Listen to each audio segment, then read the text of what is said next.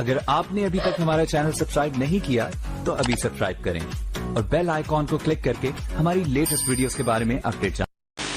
الحمدللہ رب العالمین والعاقبۃ للمتقین والصلاة والسلام علی سید الانبیاء والمرسلین وعلی آلہ واصحابہ الطیبین الطاہرین، اما بعد فاعوذ باللہ من الشیطان الرجیم، بسم اللہ الرحمن الرحیم۔ لا تجد قوما یؤمنون باللہ والیوم الآخر یوادون من حاد اللہ ورسولہ ولو كانوا آباءهم أو أبناءهم أو إخوانهم أو عشيرتهم أولئك كتب في قلوبهم الإيمان وأيدهم بروح منه ويدخلهم جنات تجري من تحتها الأنهار خالدين فيها رضي الله عنهم ورضوا عنه أولئك حزب الله الا ان حزب اللہ هم المفلحون۔ صدق اللہ العظیم۔ قال النبی صلی اللہ تعالی علیہ وآلہ وسلم لا یؤمن احدکم حتی اکون یقال انہ مجنون، او کما قال صلی اللہ تعالی علیہ وآلہ وسلم صدق اللہ وصدق رسول اللہ صلی اللہ تعالی علیہ وآلہ وسلم۔ غوث اعظم بمنے بے سر و ساما مددے، قبلہ دین مددے، کعبہ ایمان مددے، انتظار کرم تستمن عینی را، اے خدا جو خدا بینو خدا دا مددے۔ بگیردہ بے بلا افتادہ کشتی، ضعیفانو شکستہ رات و پشتی، بحق کے خواجہ عثمان ہارون مدد کن یا معین الدین چشتی، مدد کن یا معین الدین چشتی، مدد کن یا معین الدین چشتی۔ انتہائی احترام و عقیدت کے ساتھ اپنے اور ساری کائنات کے مرکز عقیدت انیس بے کساں چارہ ساز درد مندام، ہم غریبوں کے غم گسار، ہم فقیروں کی ثروت، شہر یار ارم، تاجدار حرم، نوبہار شفاعت، شب اسرا کے دولہا، نوشے بزم جنت، دانائے سبل، مولائے کل، ختم الرسل، خسرویں خوباں، سیاح لامکاں، وجہ کن فکاں، در اللہ المکنون، سر اللہ المخزون، عالم ما کانا وما یکون، آب و گل انبیاء، جان و دل اصفیاء، مطلع ہر سعادت، مقطع ہر سیادت، خلاصہ کائنات، فخر موجودات، حضور احمد مجتبی محمد مصطفیٰ، ارواحنا فدا صلی اللہ تعالی علیہ وآلہ وصحبہ وبارک وسلم کی بارگاہ بے کس پناہ میں جس طریقے سے پڑھاؤں، بلند آواز سے میرے ساتھ مل کر پڑھیں۔ الصلاۃ والسلام علیک یا رسول اللہ۔ عاشقوں کی طرح مل کر پڑھیں۔ الصلاۃ والسلام علیک یا نبی اللہ۔ الصلاۃ والسلام علیک یا حبیب اللہ، وعلی آلک واصحابک یا نور اللہ، صلی اللہ تعالی علیہ وسلم۔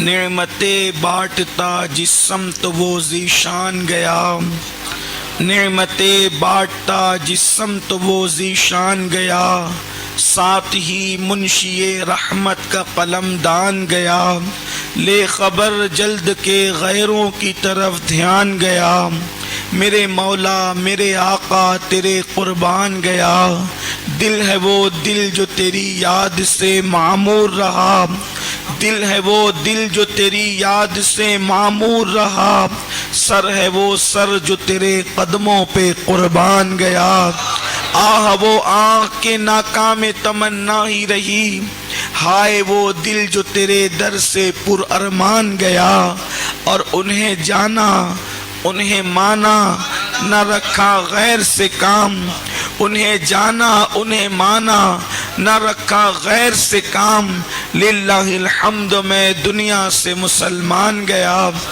یہ دادا کی بولی تھی اور پوتا یوں کہتا ہے، زندگی یہ نہیں ہے کسی کے لیے، زندگی یہ نہیں ہے کسی کے لیے، زندگی ہے نبی کی نبی کے لیے، زندگی ہے نبی کی نبی کے لیے، نہ سمجھ مرتے ہیں زندگی کے لیے، نہ سمجھ مرتے ہیں زندگی کے لیے، جینا مرنا ہے سب کچھ نبی کے لیے، جینا مرنا ہے سب کچھ نبی کے لیے۔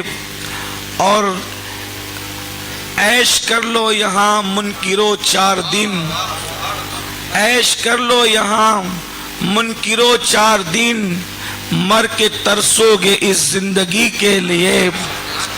اور اختر قادری خلد میں چل دیا، اختر قادری خلد میں چل دیا، خلد واہ ہے ہر ایک قادری کے لیے، خلد واہ ہے ہر ایک قادری کے لیے۔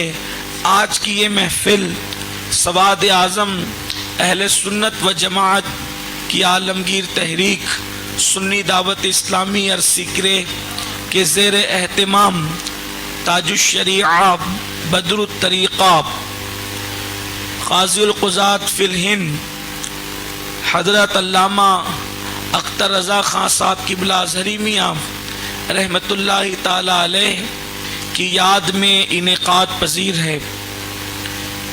یاد رکھیے، تاج الشریعہ کے ڈنکے اس لیے بج رہے ہیں پوری دنیا میں کہ سچا بیٹا باپ کا وہی ہوتا ہے جو اپنے باپ داداؤں کے نقش قدم پر چلتا ہے اور اپنے باپ داداؤں کی فکر کو لے کر چلتا ہے۔ تاج الشریعہ نے موجودہ صدی کے اندر اپنے جد کریم امام اہل سنت سیدی اعلیٰ حضرت امام احمد رضا خان محدث بریلوی کی فکر کو از سر نو زندہ کیا اور تازہ کیا۔ ہم لوگ جہاں جاتے ہیں موضوع ضرورت کے مطابق الگ الگ ہوتا ہے، لیکن ہم نے تاج الشریعہ کو اپنے بچپنے سے سنا، جب بچے تھے جب سے سنا، بچوں کے باپ بن گئے تب تک سنتے رہے، لیکن تاج الشریعہ جہاں پہنچے، چاہے 1 گھنٹے کی گفتگو ہو یا 1 منٹ کی گفتگو ہو، ان کی بات ایک ہی رہتی تھی۔ کہ کیا بات رہتی تھی؟ وہ کہتے تھے، ان کی پوری تقریر کا نچوڑ ان 2 مصروں میں انہوں نے خود بیان کیا۔ وہ کہتے تھے، نبی سے جو ہو بیگانہ اسے دل سے جدا کر دے، نبی سے جو ہو بیگانہ اسے دل سے جدا کر دے، پدر مادر برادر جان و مال ان پر فدا کر دے، پدر مادر برادر جان و مال ان پر فدا کر دے۔ اور وہ کہتے تھے کہ فکر رضا پر ہی جو ہے وہ ہمیں قائم رہنا چاہیے، اور زندگی بھر وہ اسی کی تشہیر کرتے رہے اور اسی کے حوالے سے وہ اس کی تبلیغ کرتے رہے۔ آج میں اسی فکر رضا کو، جس کو تاج الشریعہ نے اپنی پوری زندگی حرز جان بنایا، اور اسی کی وہ تشہیر کرتے رہے۔ اور فکر رضا کیا؟ وہی فکر رضا جو فکر شاہ آل رسول احمدی ماریروی تھی، اور فکر آل رسول احمدی ماریروی کیا؟ وہی جو شاہ عبدالعزیز محدث دہلوی تھی، اور وہ فکر محدث دہلوی کیا؟ وہی فضل خیر آبادی کی فکر تھی، وہی فضل رسول کی فکر تھی، اور وہ فکر ہی فکر غریب نواز تھی، اور غریب نواز کی فکر کیا تھی؟ وہی فکر غوث اعظم تھی، اور فکر غوث اعظم کیا تھی؟ وہی فکر امام حسین تاجدار کربلا تھی، اور وہی فکر کیا تھی؟ وہی افکار مولائے کائنات کے عثمان غنی کے اور فاروق اعظم کے، صدیق اکبر کے افکار تھے، اور وہ افکار کیا تھے؟ وہی مصطفیٰ جان رحمت صلی اللہ علیہ وآلہ وسلم کی وفا، ان سے محبت کرنا، ان سے الفت کرنا۔ اسی پر میں آج فکر رضا پر، جو فکر تاج الشریعہ ہے اور جو ہم سب کے لیے ذریعہ نجات ہے، اس پر گفتگو کرنے کی سعادت حاصل کروں گا۔ میرے پیارے آقا صلی اللہ علیہ وآلہ وسلم کے پیارے دیوانوں، آج پوری دنیا کے اندر مسلم امہ پر جو وقت آیا ہے، ایسے حالات ماضی میں بہت کم دیکھے گئے ہیں، ایسے معاملات ماضی میں بہت کم دیکھے گئے ہیں۔ اللہ اکبر! اس وقت امت کا نوجوان طبقہ تڑپ رہا ہے، سسک رہا ہے، بے چین ہے کہ کس قدر حالات جو ہے برے سے برے ہوتے جا رہے ہیں، بدتر سے بدتر ہوتے جا رہے ہیں، عجیب و غریب حالات ہیں۔ حالات کیا ہیں؟ کہیں پر مصطفیٰ جان رحمت صلی اللہ علیہ وآلہ وسلم کی شان میں بے ادبی کی جا رہی ہے۔ جو اٹھتا ہے جھوٹے منہ اٹھنے کے بعد سستی شہرت چاہتا ہے، اور وہ میرے آقا علیہ السلام کی شان میں بکواس کرنا شروع کر دیتا ہے، اور اس کو سستی شہرت مل جاتی ہے، چاہے وہ ڈنمارک کی سرزمین ہو، چاہے وہ کوئی اور زمین ہو، اور پھر چاہے زمین پہ ہم رہتے ہو، چاہے یہ سرزمین ہو۔ اللہ اکبر! ایسے حالات میں جبکہ رسول اللہ صلی اللہ علیہ وآلہ وسلم کی کہیں ازواج پاک پر گفتگو ہو رہی ہے، کہیں پر معاذ اللہ حضور کی عظمت و شان گھٹائی جا رہی ہے، کہیں پر رسول اللہ صلی اللہ علیہ وآلہ وسلم پر نکتہ چینی کی جا رہی ہے، ایسے حالات میں نوجوان سوچتے ہیں کہ ہمیں کرنا کیا چاہیے۔ بس میں اسی پر گفتگو کروں گا، اس لیے کہ آپ کیا سوچتے ہیں؟ جو حالات اس وقت ہم دیکھ رہے ہیں، اگر آپ تاریخ کا مطالعہ کریں گے تو بالکل ایسے ہی حالات کم و بیش 14ویں صدی کے آغاز میں امام اہل سنت سیدی اعلیٰ حضرت کے دور کا بھی یہی حال تھا۔ کم و بیش حالات بالکل ایسے ہی تھے، لیکن اس وقت امام احمد رضا نے دو کام کیا، اور ہمیں بھی بس وہی دو کام کرنا ہے۔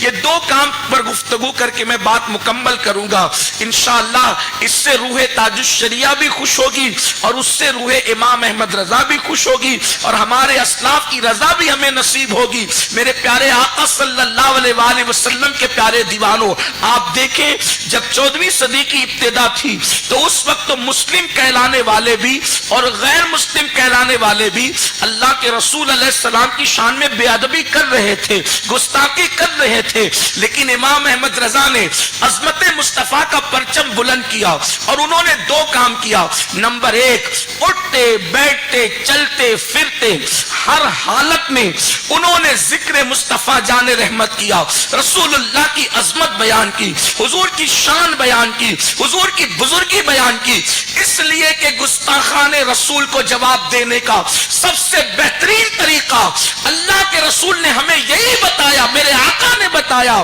کہ جب گستاخیاں بڑھ جائے تو پھر اپنے نبی کی شان کو خوب بیان کرو، خوب کثرت سے بیان کرو۔ یاد رکھنا، گستاخیاں کرنے والوں کے پاس اتنے جملے نہیں ہیں جتنا فضیلت بیان کرنے والوں کے پاس فضائل کا انبار موجود ہے۔ اپنے آقا کی شان خوب بیان کرو، کثرت کے ساتھ بیان کرو۔ ابھی میں بھی انشاءاللہ تعالی اس محفل کے اندر اگر آپ کا ذوق عاشقوں کی طرح سلامت رہا تو میں بھی آپ کے سامنے کچھ باتیں پیش کرنے کی سعادت حاصل کروں گا۔ اور آقا کا ذکر کثرت سے کرو، یعنی تمہارے گھر میں اگر ختنہ کی محفل ہو تو بھی ذکر مصطفیٰ ہونا چاہیے، تمہارے گھروں میں شادیوں کی محفل ہو تو ڈی جے نہیں بجنا چاہیے بلکہ مصطفیٰ جان رحمت کی عظمت پر بیان ہونا چاہیے۔ اگر تمہارے گھر میں باپ کی میت ہو تو رونے دھونے کی محفل نہیں بلکہ ذکر مصطفیٰ کی محفل ہونی چاہیے۔ اس کی وجہ یہ ہے کہ ذکر مصطفیٰ کی خصوصیت یہ ہے، اگر خوشی میں کرو تو خوشیاں بڑھتی نظر آتی ہے، اور اگر غموں میں کرو تو غم ختم ہوتے نظر آتے ہیں۔ میرے باپ فرماتے ہیں ان کے نثار کوئی کیسے ہی رنج میں ہو، جب یاد آ گئے ہیں سب غم بھلا۔ بے شک سبحان اللہ، نعرے تکبیر، نعرے رسالت، مسلک اعلی حضرت، بستی بستی قریہ قریہ، بستی بستی قریہ قریہ، عشق محبت عشق محبت، نعرے تکبیر، نعرے رسالت، اپنی ہر محفل کا عنوان عظمت مصطفیٰ بنا دو، اپنی ہر محفل کا عنوان ذکر مصطفیٰ بنا دو.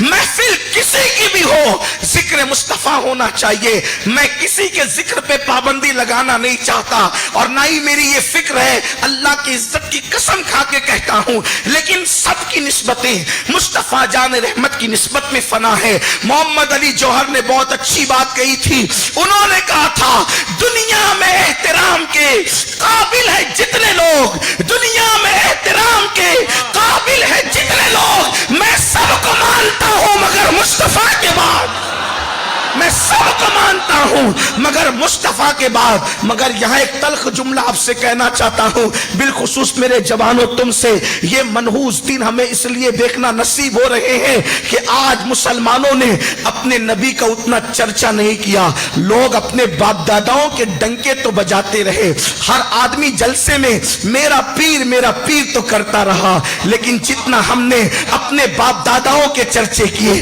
جتنے ہم نے اپنے پیروں کے چرچے کیے، اتنا چرچا ہم نے رسول اللہ کا نہیں کیا. اگر برا لگے عرصی کرا والوں معاف کرنا، ہر پیر سراخوں پر ہے، ہر پیر سراخوں پر ہے، لیکن پیروں کو پیر بنایا کس نے ہے؟ مصطفیٰ جان رحمت کی نالائن کی نسبتوں نے بنایا ہے. اللہ اکبر.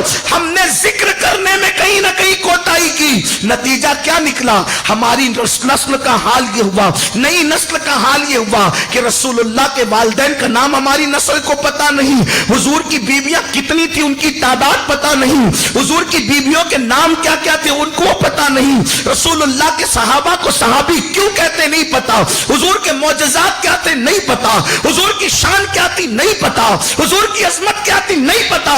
بولو یہ ہے کہ نہیں ہے؟ آخر ایسا کیوں ہوا؟ یاد رکھیے، آپ سب کا ذکر کیجئے، مجھے کوئی اعتراض نہیں ہے، لیکن قرآن کی سنت پر تو عمل کر لیجئے. اس لیے کہ قرآن تو آغاز سے اخیر تک قرآن ہے نعت مصطفیٰ، محبوب کے بیان کا کیسا انوکھا ڈھنگ ہے. ہر جگہ ذکر مصطفیٰ ہونا چاہیے. ارے نادان، وہ خدا ہو کر کے کہہ رہا ہے کہ اگر کسی نے محبوب کا ذکر کر لیا تو میرا ذکر ہو گیا، لیکن اگر کسی نے صرف میرا ذکر کیا اور محبوب کا ذکر نہیں کیا تو میں وہ ذکر اس کے منہ پہ مار دوں گا. اسی کو امام اہل سنت کہتے نظر آتے ہیں، ذکر خدا جو ان سے جدا چاہو نچتیو واللہ ذکر حق نہیں کنجی سقر کی ہے. بے شک. سبحان اللہ، سبحان اللہ. نعرے تکبیر، نعرے رسالت. اولاد غوث اعظم سید امین قادری صاحب زندہ باد، زندہ باد. میری گزارش اس پر بھی ہے، آپ کی محبتوں کا شکریہ، لیکن حضور کی محفل ہے تو میرے نام کا نعرہ مت لگاؤ، حضور ہی کے نام کا نعرہ لگاؤ. سبحان اللہ. اس لیے کہ ہم سب کی نسبتیں فنا ہے حضور کی نسبت میں. سب کچھ حضور ہے اللہ کے بعد، سب کچھ حضور ہے اللہ کے بعد. حضور کی نسبت میں ایسے فنا ہو جاؤ. ارے یہ ہمیں امام احمد رضا سے سیکھنے کی ضرورت ہے. بے شک، بے شک، بے شک. آخر امام احمد رضا سے اتنا پیار کیوں ہے؟ آپ دیکھیے، میں لوگوں کو کہتا ہوں کہ لوگ، ابھی حج کا موسم ہے، لوگ کعبہ جائیں گے تو کعبہ دیکھ کر ان کو ابراہیم علیہ السلام کی یاد آئے گی، لیکن احمد رضا اپنے آقا کا اتنا وفادار غلام کہ کعبہ دیکھ کر بھی ابراہیم علیہ السلام کی یاد دوسرے نمبر پر آئی، پہلے نمبر پر اپنا محبوب یاد آیا. بے شک، بے شک. سبحان اللہ. ہوتے کہاں خلیل،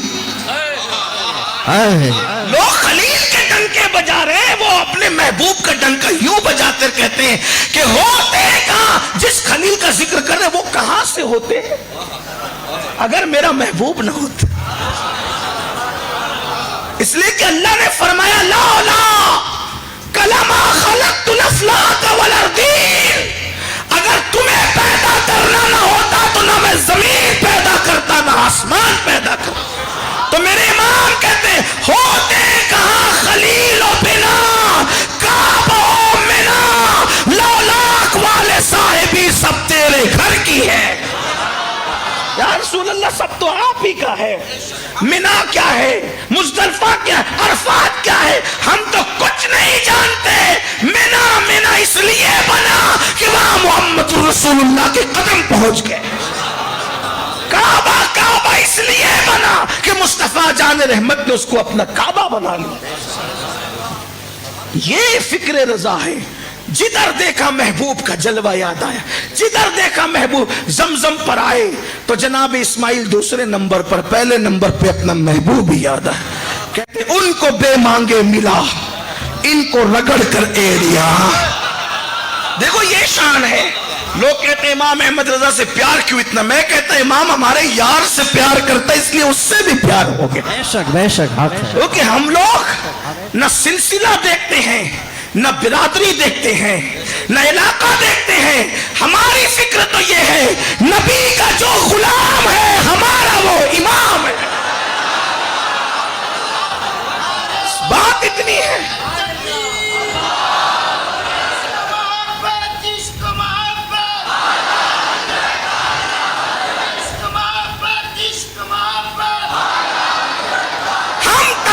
والے لوگ نہیں, ہم تو بس اتنا جو یار کا ہے اس سے پیار ہے.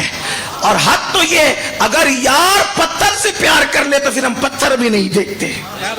ہم پتھر سے پیار, ہمیں پتھر اور انسان سے کیا لینا, ہمیں پتھر اور انسان سے کیا لینا. یار کو اگر پتھر سے پیار ہو جائے تو پتھر نہیں دیکھتے, اس سے پیار کرتے. مدینے میں پہاڑوں کی کوئی کمی ہے, لیکن جب احد کے پاس جاتے ہیں تو عقیدتوں کے ساتھ جاتے. کیوں؟ اس لیے کہ حضور نے فرمایا کہ یہ وہ پہاڑ ہے جو مجھ سے محبت کرتا ہے اور میں اس سے محبت کرتا ہوں. ہمیں تو حال یہ ہے, ہماری تو کیفیت یہ ہے. تو میرے امام زمزم پر پہنچ کر کیا کہتے ہیں؟ کہتے ہیں ان کو بے مانگے ملا, ان کو رگڑ کر ایڑیا. صاحب کوثر کے ہمسر صاحب زمزم نہیں. کوثر والے کی اور زمزم والے کی برابری نہیں ہے. کیوں؟ اس لیے کہ کوثر والے کو بن مانگے ملا. انا اعطیناک الکوثر, ہم نے آپ کو کوثر عطا کیا کر دیا. اور پھر ایک مقام پر کہتے ہیں انا اعطیناک الکوثر, ساری کثرت پاتے یہ ہیں, رب ہے موتی یہ ہے قاسم, رزق اس کا ہے دلاتے یہ ہیں, ٹھنڈا ٹھنڈا میٹھا میٹھا پیتے ہم ہیں پلاتے یہ ہیں. باپ جہاں بیٹے سے بھاگے لطف وہاں فرماتے یہ ہیں. ماں جب ایک لوٹے کو چھوڑے آ کہہ کے بلاتے یہ ہیں. بندے کو مرکز میں ٹھپک کر میٹھی نیند سلاتے یہ ہیں. قید و رضا سے خوش ہو خوش رہے مستہ رضا کا سناتے یہ ہیں. اور قصر دنا تک کس کی رسائی جاتے یہ ہیں آتے یہ ہیں. اللہ کے رسول علیہ الصلوۃ والتسلیم کے ڈنکے بجاؤ. حضور کے بارے میں خوب معلومات حاصل کرو. حضور علیہ السلام کی سیرت پڑھو, خوب معلومات حاصل کرو. حضور علیہ السلام کے چرچے کرو. مائیں اپنے بچوں کو سوتے وقت کتے بلی طوطا مینا کی کہانیاں نہ سنائے. اگر واقعی رسول اللہ سے وفا ہے, حضور علیہ السلام سے دل کے اندر وفاداری ہے, تو ہر ماں یہ طے کر لے کہ میں اپنے بچوں کو کوئی کہانی نہیں سناؤں گی, میں اپنے بچے کو مدینے والے کی داستان سناؤں گی.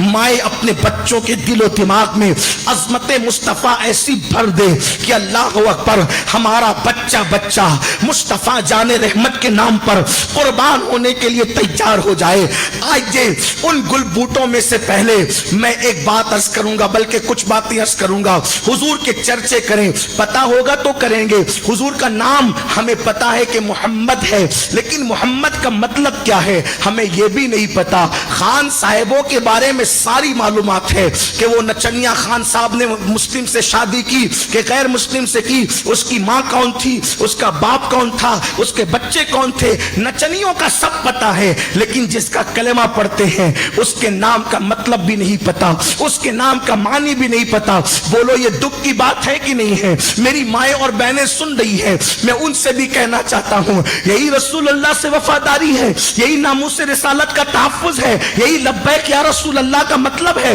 مجھے بتاؤ, سب کے بارے میں معلوم ہے, جس کا کلمہ پڑھتے ہو اس کے بارے میں کچھ بھی پتا نہیں. کوئی بھونک لیتا ہے تو آپ تذبذب کا شکار ہوتے ہو. ہاں مولانا یہ سمجھ میں نہیں آتا. میں کہتا ہوں یاد رکھ, جب رسول اللہ کی عظمت کی بات آئے تو پھر سمجھ کے گھوڑے مت دوڑا, بلکہ یہ کہے واللہ میرے نبی نے جو کیا ہے، صحیح کیا ہے، اس لیے کہ میرا نبی وہ ہے جو معصوم نہیں بلکہ سید المعصومین ہے.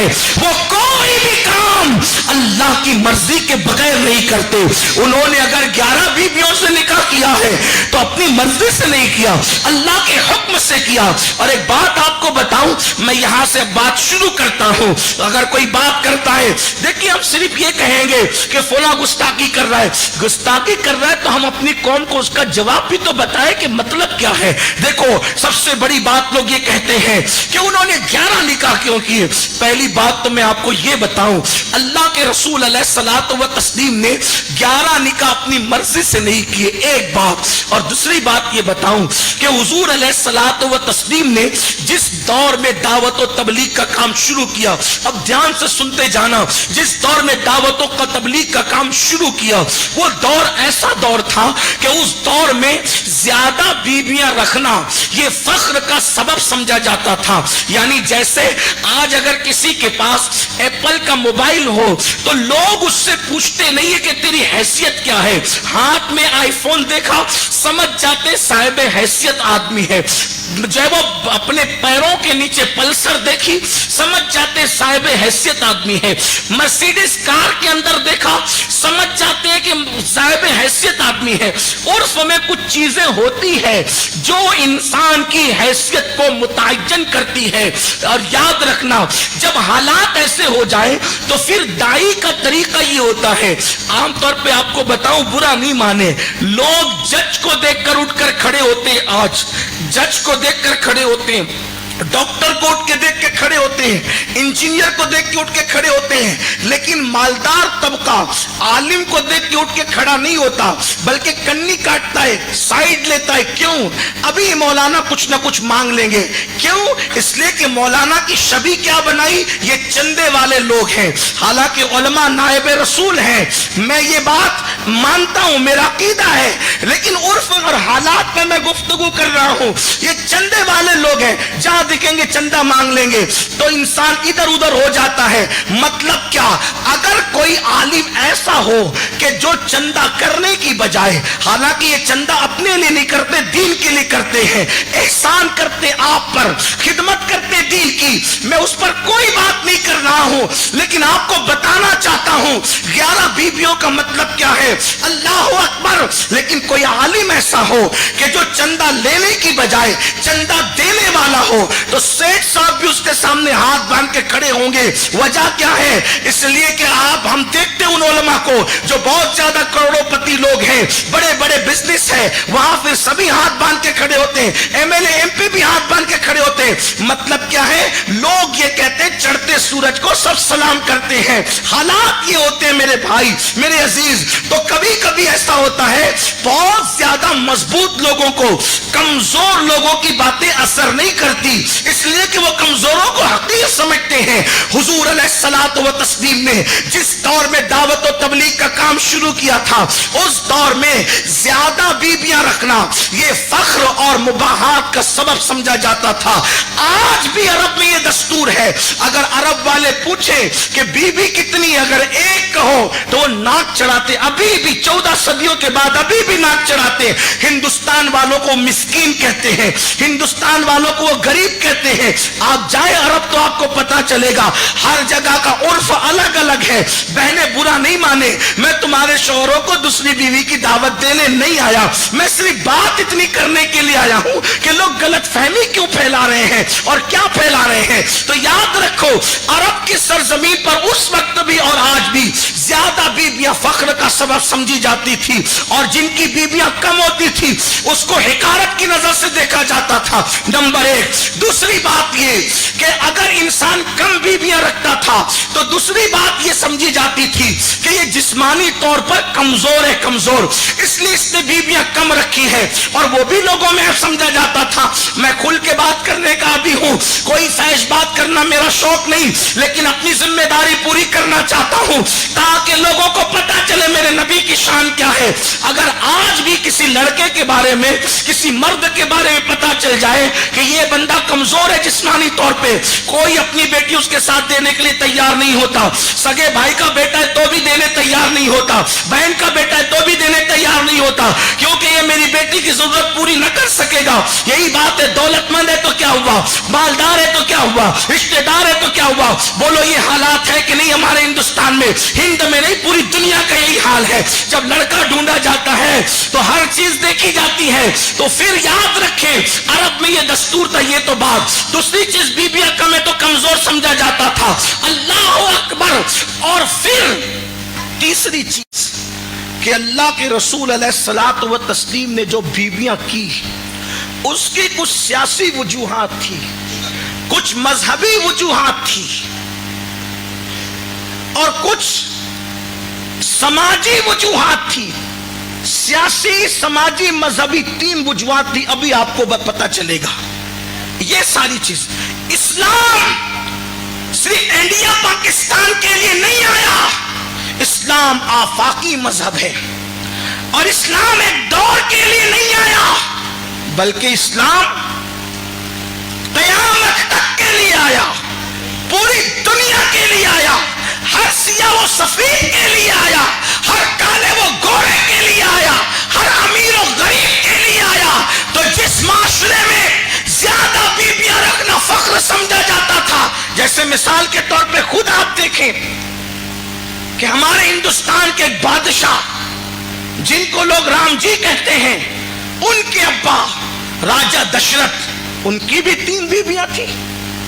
ان کے بھائی لکشمن, رام جی کے بھائی لکشمن, ان کی کم سے کم جو بیویاں بتائی جاتی وہ 1608 بیویاں تھیں.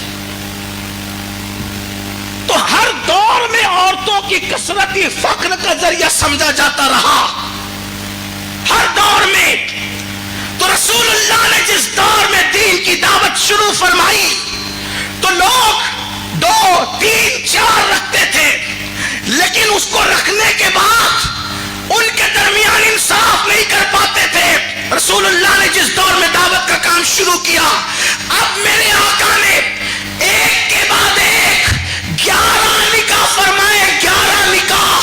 اور لوگوں نے 3, 4, 5 جو کیے, ان کی بیویاں روتی رہی کہ بوا میرا حق ادا نہیں کرتا, میرا حق ادا نہیں کرتا. لیکن رسول اللہ نے 11 کیے, 11. اور جب کوئی بیوی کے پاس پہنچا یہ پوچھنے کے لیے کہ رسول اللہ کیسے ہیں, تو رسول اللہ کی زوجہ کہتی نظر آئی, کیا تو نے قرآن نہیں پڑھا, کانا خلق القرآن. ان کی پوری زندگی تو قرآن ہے. سبحان اللہ, سبحان اللہ. اللہ, یہ فخر کی بات ہے. اس کے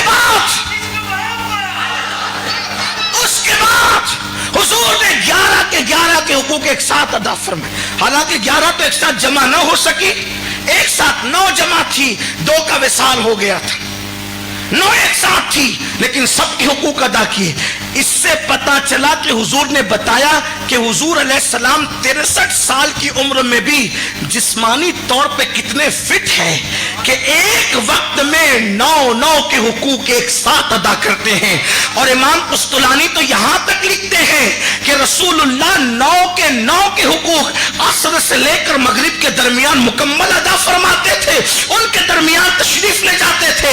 میں حیا کے پردے میں یہ کہوں, جو حقوق کی ادائیگی کی بات میں کر رہا ہوں, اگر انسان 2 کی بجائے 3 مرتبہ ایک ٹائم میں یہ کام کر گزرے, اس کی ٹانگیں کانپنے لگے, اس کے دل کی دھڑکنیں تیز ہو جائے, ہارٹ اٹیک آ جائے, دماغ پر اثر ہو جائے, لیکن یہ میرے نبی کی قوت ہے جو زمین پہ کھڑے ہو کر جان کے ٹکڑے کرتا ہے. وہ عصر سے مغرب کے درمیان 9 ازواج پاک کو شرف عطا کرتا ہے, لیکن عصر میں جس شان سے مصلی پہ نظر آتا ہے, مغرب میں اسی شان سے اپنے مصلی پر نظر آتے. یہ رسول اللہ کی قوت ہے, یہ حضور کی طاقت ہے, حضور علیہ السلام کی قوت ہے. تو قوت بتانا بھی یہ شان ہے حضور کی. اور ہم فخر سے کہتے ہیں ہمارے نبی کی 11 تھی, تیرے باپ سے کیا کرنا ہے بتا. تم سے تو ایک نہ سنبھلی, تم سے تو ایک نہ سنبھلی, تم تینوں کے تینوں ایک ایک کو چھوڑ کر کے پھرتے بھاگتے پھرتے ہو. تمہیں کیا ہے, تم سے تو ایک نہیں سنبھلی, انہوں نے تو 11 کے 11 کے حقوق ادا فرمائے. فرمائے. ہمارے نبی کی شان یہ ہے, ادھر ادھر بیٹھ کر باتیں کرتے ہو, ہمارے نبی ہر معاملے میں بے مثال ہے. چاند کے ٹکڑے کرے تو بے مثال, شادیاں کرے تو بے مثال. سیاسی وجہ کیا تھی؟ عرب میں دشمنی کا ماحول تھا, کٹر دشمنوں کی بیٹیوں سے شادی. تم تو دوستوں کی بھی نہ نبھا سکے, انہوں نے تو دشمنوں کی لا کر کے محبتوں کے راستے استوار کی, کیونکہ وہ پیغمبر رحمت تھے. میں ایمان لانے کے بعد کی بات نہیں کر رہا ہوں, لیکن تاریخی بات کر. جناب ابو سفیان احد کی جنگ سے لے کر کے جنگ خندق تک ساری جنگیں مسلط کرنے والی شخصیت کون؟ حضرت ابو سفیان. حالانکہ بعد میں وہ اسلام قبول کر لیے, صحابی ہو گئے, اب ان پر کوئی خلاف بات نہیں کی جا سکتی, ان پر کوئی تبرہ جائز نہیں ہے. لیکن حقیقت تو یہ ہے نا کہ بدر سے لے کر خندق تک ساری جنگوں میں وہ آگے آگے. حضور نے انہی کی بیٹی ام حبیبہ سے شادی فرمائی, نکاح فرمایا حضور علیہ السلام نے. اس کے بعد ایک بی بی یہودیوں کے یہاں سے لائی, جناب صفیہ خیبر سے لائی. اور اس کا اثر کیا ہوا؟ جب جناب صفیہ خیبر سے آئی تو حضور علیہ السلام کا ولیمہ ہو رہا تھا, خیبر والے کلمہ پڑھ کے مسلمان ہو رہے تھے. حکمت یہ تھی, حضور نے جو کیا وہ اللہ کے لیے کیا, اللہ کے دین کے لیے کیا. اور جناب صفیہ, کچھ لوگ یہ بھی بکتے ہیں کہ ایسا ہوا ویسا ہوا, میں کہا کچھ نہیں ہوا, ہم سے سنو حقیقت کیا ہے. جب صفیہ کنیز بن کر کے آئی, جناب صفیہ خیبر میں کنیز بن کر آئی تو زیورات سے پوری لدی ہوئی تھی, بڑی اللہ نے حسن و جمال دیا تھا, بڑی پاکیزہ خاتون تھی. حضور علیہ السلام کے سامنے پیش کی گئی. اللہ کے رسول نے فرمایا کون ہو؟ تو کہا کہ میں یہودیوں کے سردار کی بیٹی ہوں. فرمایا سردار کی بیٹی ہو, ہم عزت والوں کی عزت کرتے ہیں, ہم معزز لوگوں کی عزت کرتے ہیں. حضور کی شان ہے. حضور علیہ السلام کے پاس اگر کافروں کا سردار بھی آتا تو حضور اس کے لیے اپنی چادر بچھا دیتے اور فرماتے کہ عزت دار لوگوں کی, جو اپنے سماج میں عزت رکھتا اس کی عزت کیا کر. حضور علیہ السلام نے چادریں بچھائی سرداروں کے لیے کہ بھئی جو معزز ہے اپنے قبیلے میں اس کی عزت کرو, اس کو ذلیل نہ کرو. تو اس نے جب جناب صفیہ نے کہا, سیدہ صفیہ نے, کہ میں سردار کی بیٹی ہوں خیبر کے, کہا کہ ہم عزت داروں کی عزت کرتے ہیں, میں نے تمہیں آزاد کیا, چاہو تو اپنے گھر چلی جاؤ, اگر عزت سے تمہیں تمہارے ابا کے پاس پہنچا دیتے ہیں, لیکن ہماری خواہش یہ ہے کہ اگر چاہو تو تمہیں نکاح میں لے کر کے زوجیت کا شرف عطا کریں. حضور کو دیکھنے کے بعد جانا کس نے تھا؟ صفیہ نے کہا میں نے باپ کے پاس نہیں جانا, میں نے تو آپ کے پاس رہنا. حضور نے اختیار دیا ان کو, چاہو تو چلی جاؤ, چاہو تو یہاں رہو. میرے عزیز, آپ کہیں گے کہ باپ کے پاس جانے کے لوگ تیار نہیں ہوتے تھے. میں نے کہا حدیث اٹھا کے پڑھو. یہ حضرت زید بن حارثہ جو ہیں, جن کو زید بن محمد بھی لوگ کہتے تھے, بعد میں ممانعت ہو گئی. زید بچپنے میں سیدہ خدیجہ کے غلام تھے. جب سیدہ خدیجہ حضور کے نکاح میں آئی تو سیدہ خدیجہ نے زید کو حضور کے حوالے کر دیا, آپ کی خدمت کریں گے. یہ حضور نے اتنا پیار دیا کہ زید کے باپ کو اور چچا کو پتا چلا کہ ہمارا بچہ محمد عربی کے پاس ہے صلی اللہ علیہ وآلہ وسلم. حالانکہ ابھی نبوت کا اعلان نہیں ہوا, اعلان نبوت نہیں ہوا تھا. تو جب پتا چلا کہ مکے میں ایک شخص رہتے ہیں, بڑے سخی ہیں, سخی داتا ہیں, بڑے کریم النفس ہیں, تو وہ ڈھونڈتے ڈھونڈتے اپنے بچے کو آئے اور آ کر کے حضور سے کہتے ہیں ہم نے سنا ہمارا بچہ زید جو وہ آپ کے پاس ہے, ہم اپنا بچہ لینے آئے, جو قیمت چاہو لے لو, ہمارا بچہ واپس کر دو. سرکار نے فرمایا قیمت نہیں لوں گا, آپ کے بچے کو میں پوچھتا ہوں, اگر وہ جانا چاہے تو میں روکوں گا نہیں, اور اگر وہ رکنا چاہے تو میں زور نہیں دوں گا. زید ادھر آؤ, ان کو پہچانتے ہو یہ کون ہے؟ تو زید نے کہا حضور یہ میرے ابا ہیں, یہ میرے چچا ہیں. کہا یہ تمہیں لینے آئے. حضور کے پیٹ کے پیچھے چھپ گئے, نہیں میں نہیں جاؤں گا, کیونکہ جو پیار آپ سے ملا ہے وہ پیار کبھی باپ سے بھی نہیں مل سکتا. میں نہیں جاؤں گا یا رسول اللہ, میں تو آپ کے پاس ہی رہوں گا. حالانکہ ابھی نبوت کا اعلان نہیں کیا تھا. میرے آقا میں آپ کے پاس سے نہیں جا سکتا. اسی دن میرے آقا نے کہا جس نے میرے لیے باپ کو چھوڑ دیا, میں نے اس کو اپنا بیٹا بنا لیا. آقا نے پھر ان کو اپنا بیٹا بنا لیا. اللہ کے رسول علیہ السلام نے، تو لوگ حضور کو دیکھ کر نہیں جاتے تھے کسی کے پاس. حضور پیار اتنا دیتے تھے، حضور محبت اتنی دیتے تھے، حضور اتنی جو ہے وہ لوگوں کو اپنی الفت کی زنجیروں میں باندھ لیتے تھے.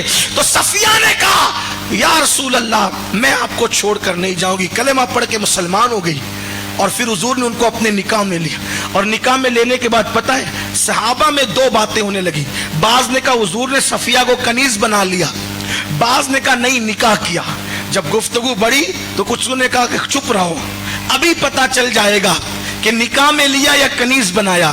اگر حضور ان کو پردہ کرائیں گے تو سمجھ جائیں گے کہ حضور نے نکاح میں لیا، اور اگر پردہ نہیں کرائیں گے تو سمجھ جائیں گے کہ حضور کی وہ کنیز ہو گئی. کیونکہ کنیزوں کو پردہ نہیں کرایا جاتا تھا، کنیزیں بے پردہ رہتی تھی.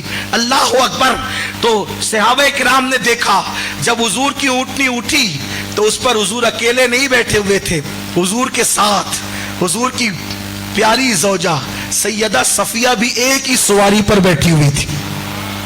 دیکھو حضور نے ازواج پاک سے محبت کتنی فرمائی، پیار کتنا کیا کہ حضور نے سیدہ صفیہ کو اپنی سواری پر اپنے ساتھ بٹھایا، ان کو پردہ کرایا.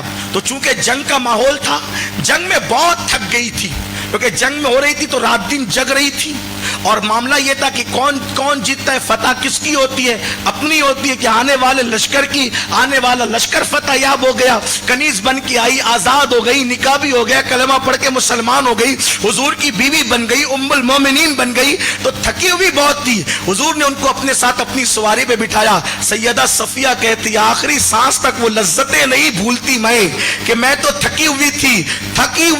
تھکی ہونے کی وجہ سے جب ٹھنڈی ٹھنڈی ہوا سواری پر مجھے لگنے لگی تو میرا سر ڈولنے لگا، میں سونے لگی. تو میں سوتے سوتے کبھی ایسے ہو جاتی تو حضور اپنا بازو میرے سر کے قریب کر کے کہتے صفیہ صبر کرو ابھی منزل آ جائے گی. کبھی ادھر کا سر لڑکتا اس طرف، پھر بازو لگا کر کہتے صفیہ صبر کرو ابھی منزل آ جائے گی. منزل پہ اترے، ولیمہ فرمایا، مدینہ منورہ گئی، مدینہ منورہ پہنچی. مدینہ طیبہ پہنچنے کے بعد مدینہ طیبہ میں لوگوں کو پتا چلا نہیں ام المومنین کا اضافہ ہوا ہے. سیدہ فاطمہ الزہرا کو بھی پتا چلا کہ حضور علیہ السلام نے نکاح فرمایا ہے. وہ دور ایسا نہیں تھا، نکاح برا نہیں سمجھا جاتا تھا، دوسرا تیسرا. اللہ اکبر. پھر کیا ہوا؟ سیدہ فاطمہ الزہرا نئی امی جان سے ملنے کے لیے آئی. اللہ اکبر. پہلے ہی لوگوں نے بتایا تھا کہ سیدہ فاطمہ سے حضور بہت پیار کرتے ہیں، آتی ہے تو اٹھ کر کے کھڑے ہو جاتے ہیں. اللہ اکبر. جیسے ہی صفیہ کے حجرے میں سیدہ داخل ہوئی، صفیہ بھی اٹھ کر کے کھڑی ہو گئی. سیدہ صفیہ کے حجرے میں سیدہ فاطمہ داخل ہوئی تو اٹھ کے کھڑی ہو گئی. اور جیسے ملاقات ہوئی تو آپ نے مبارکباد پیش کی. صفیہ نے کہا شہزادی میرے پاس پیش کرنے کے لیے آپ کے شایان شان کچھ نہیں ہے، بس میں نے جتنے زیورات پہنے ہیں میں وہ سب اللہ رسول کی خوشی کے لیے آپ کو تحفے میں دیتی ہوں. انہوں نے سب اتار کر کے دے دیے. سیدہ نے کنیز سے کہا لے جاؤ اس کو مدینے کے غریبوں میں تقسیم کر دیا جائے.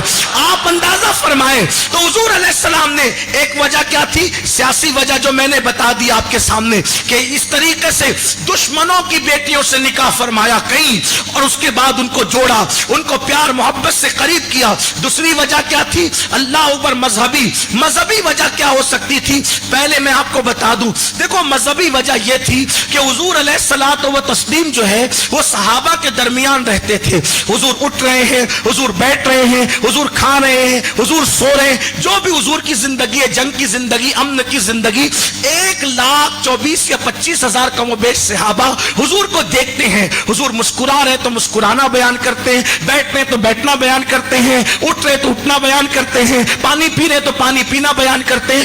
یعنی کہ حضور کی باہر کی زندگی 1,00,000 سے زیادہ اصحاب بیان کر رہے ہیں.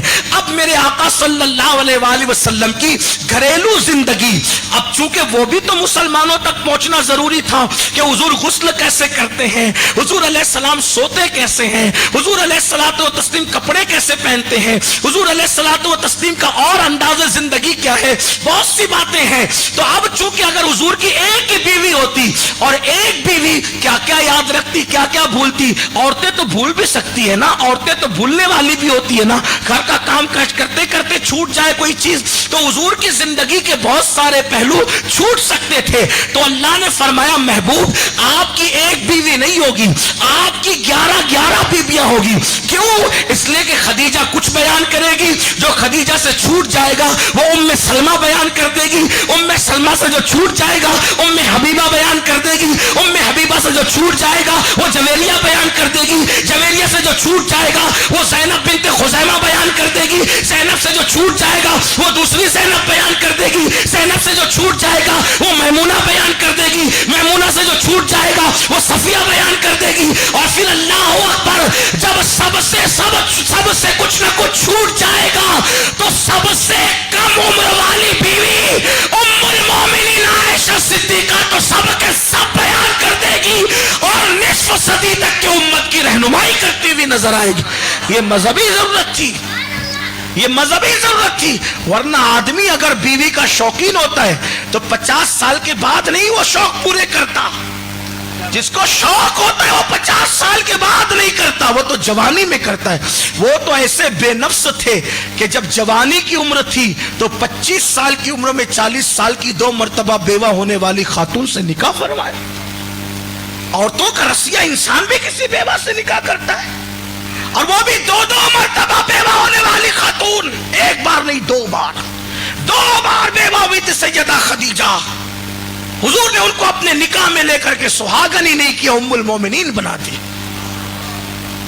یہ وجوہات تھی، سیاسی یہ وجہ، مذہبی وجہ یہ، اور سماجی وجہ یہ تھی کہ عرب کے اندر جو میں نے آپ کے سامنے پیش کیا کہ ماحول یہ تھا کہ زیادہ بیوی والوں کو عزت کی نظر سے دیکھا جاتا، تو حضور علیہ السلام نے زیادہ کیا۔ ایک اور بات یہاں تھوڑی سی واضح کر دوں، لوگ اس پر بہت زیادہ ناچتے ہیں، اسلام میں 4 بیویوں کا حکم ہے، 4 بیویوں کا حکم ہے۔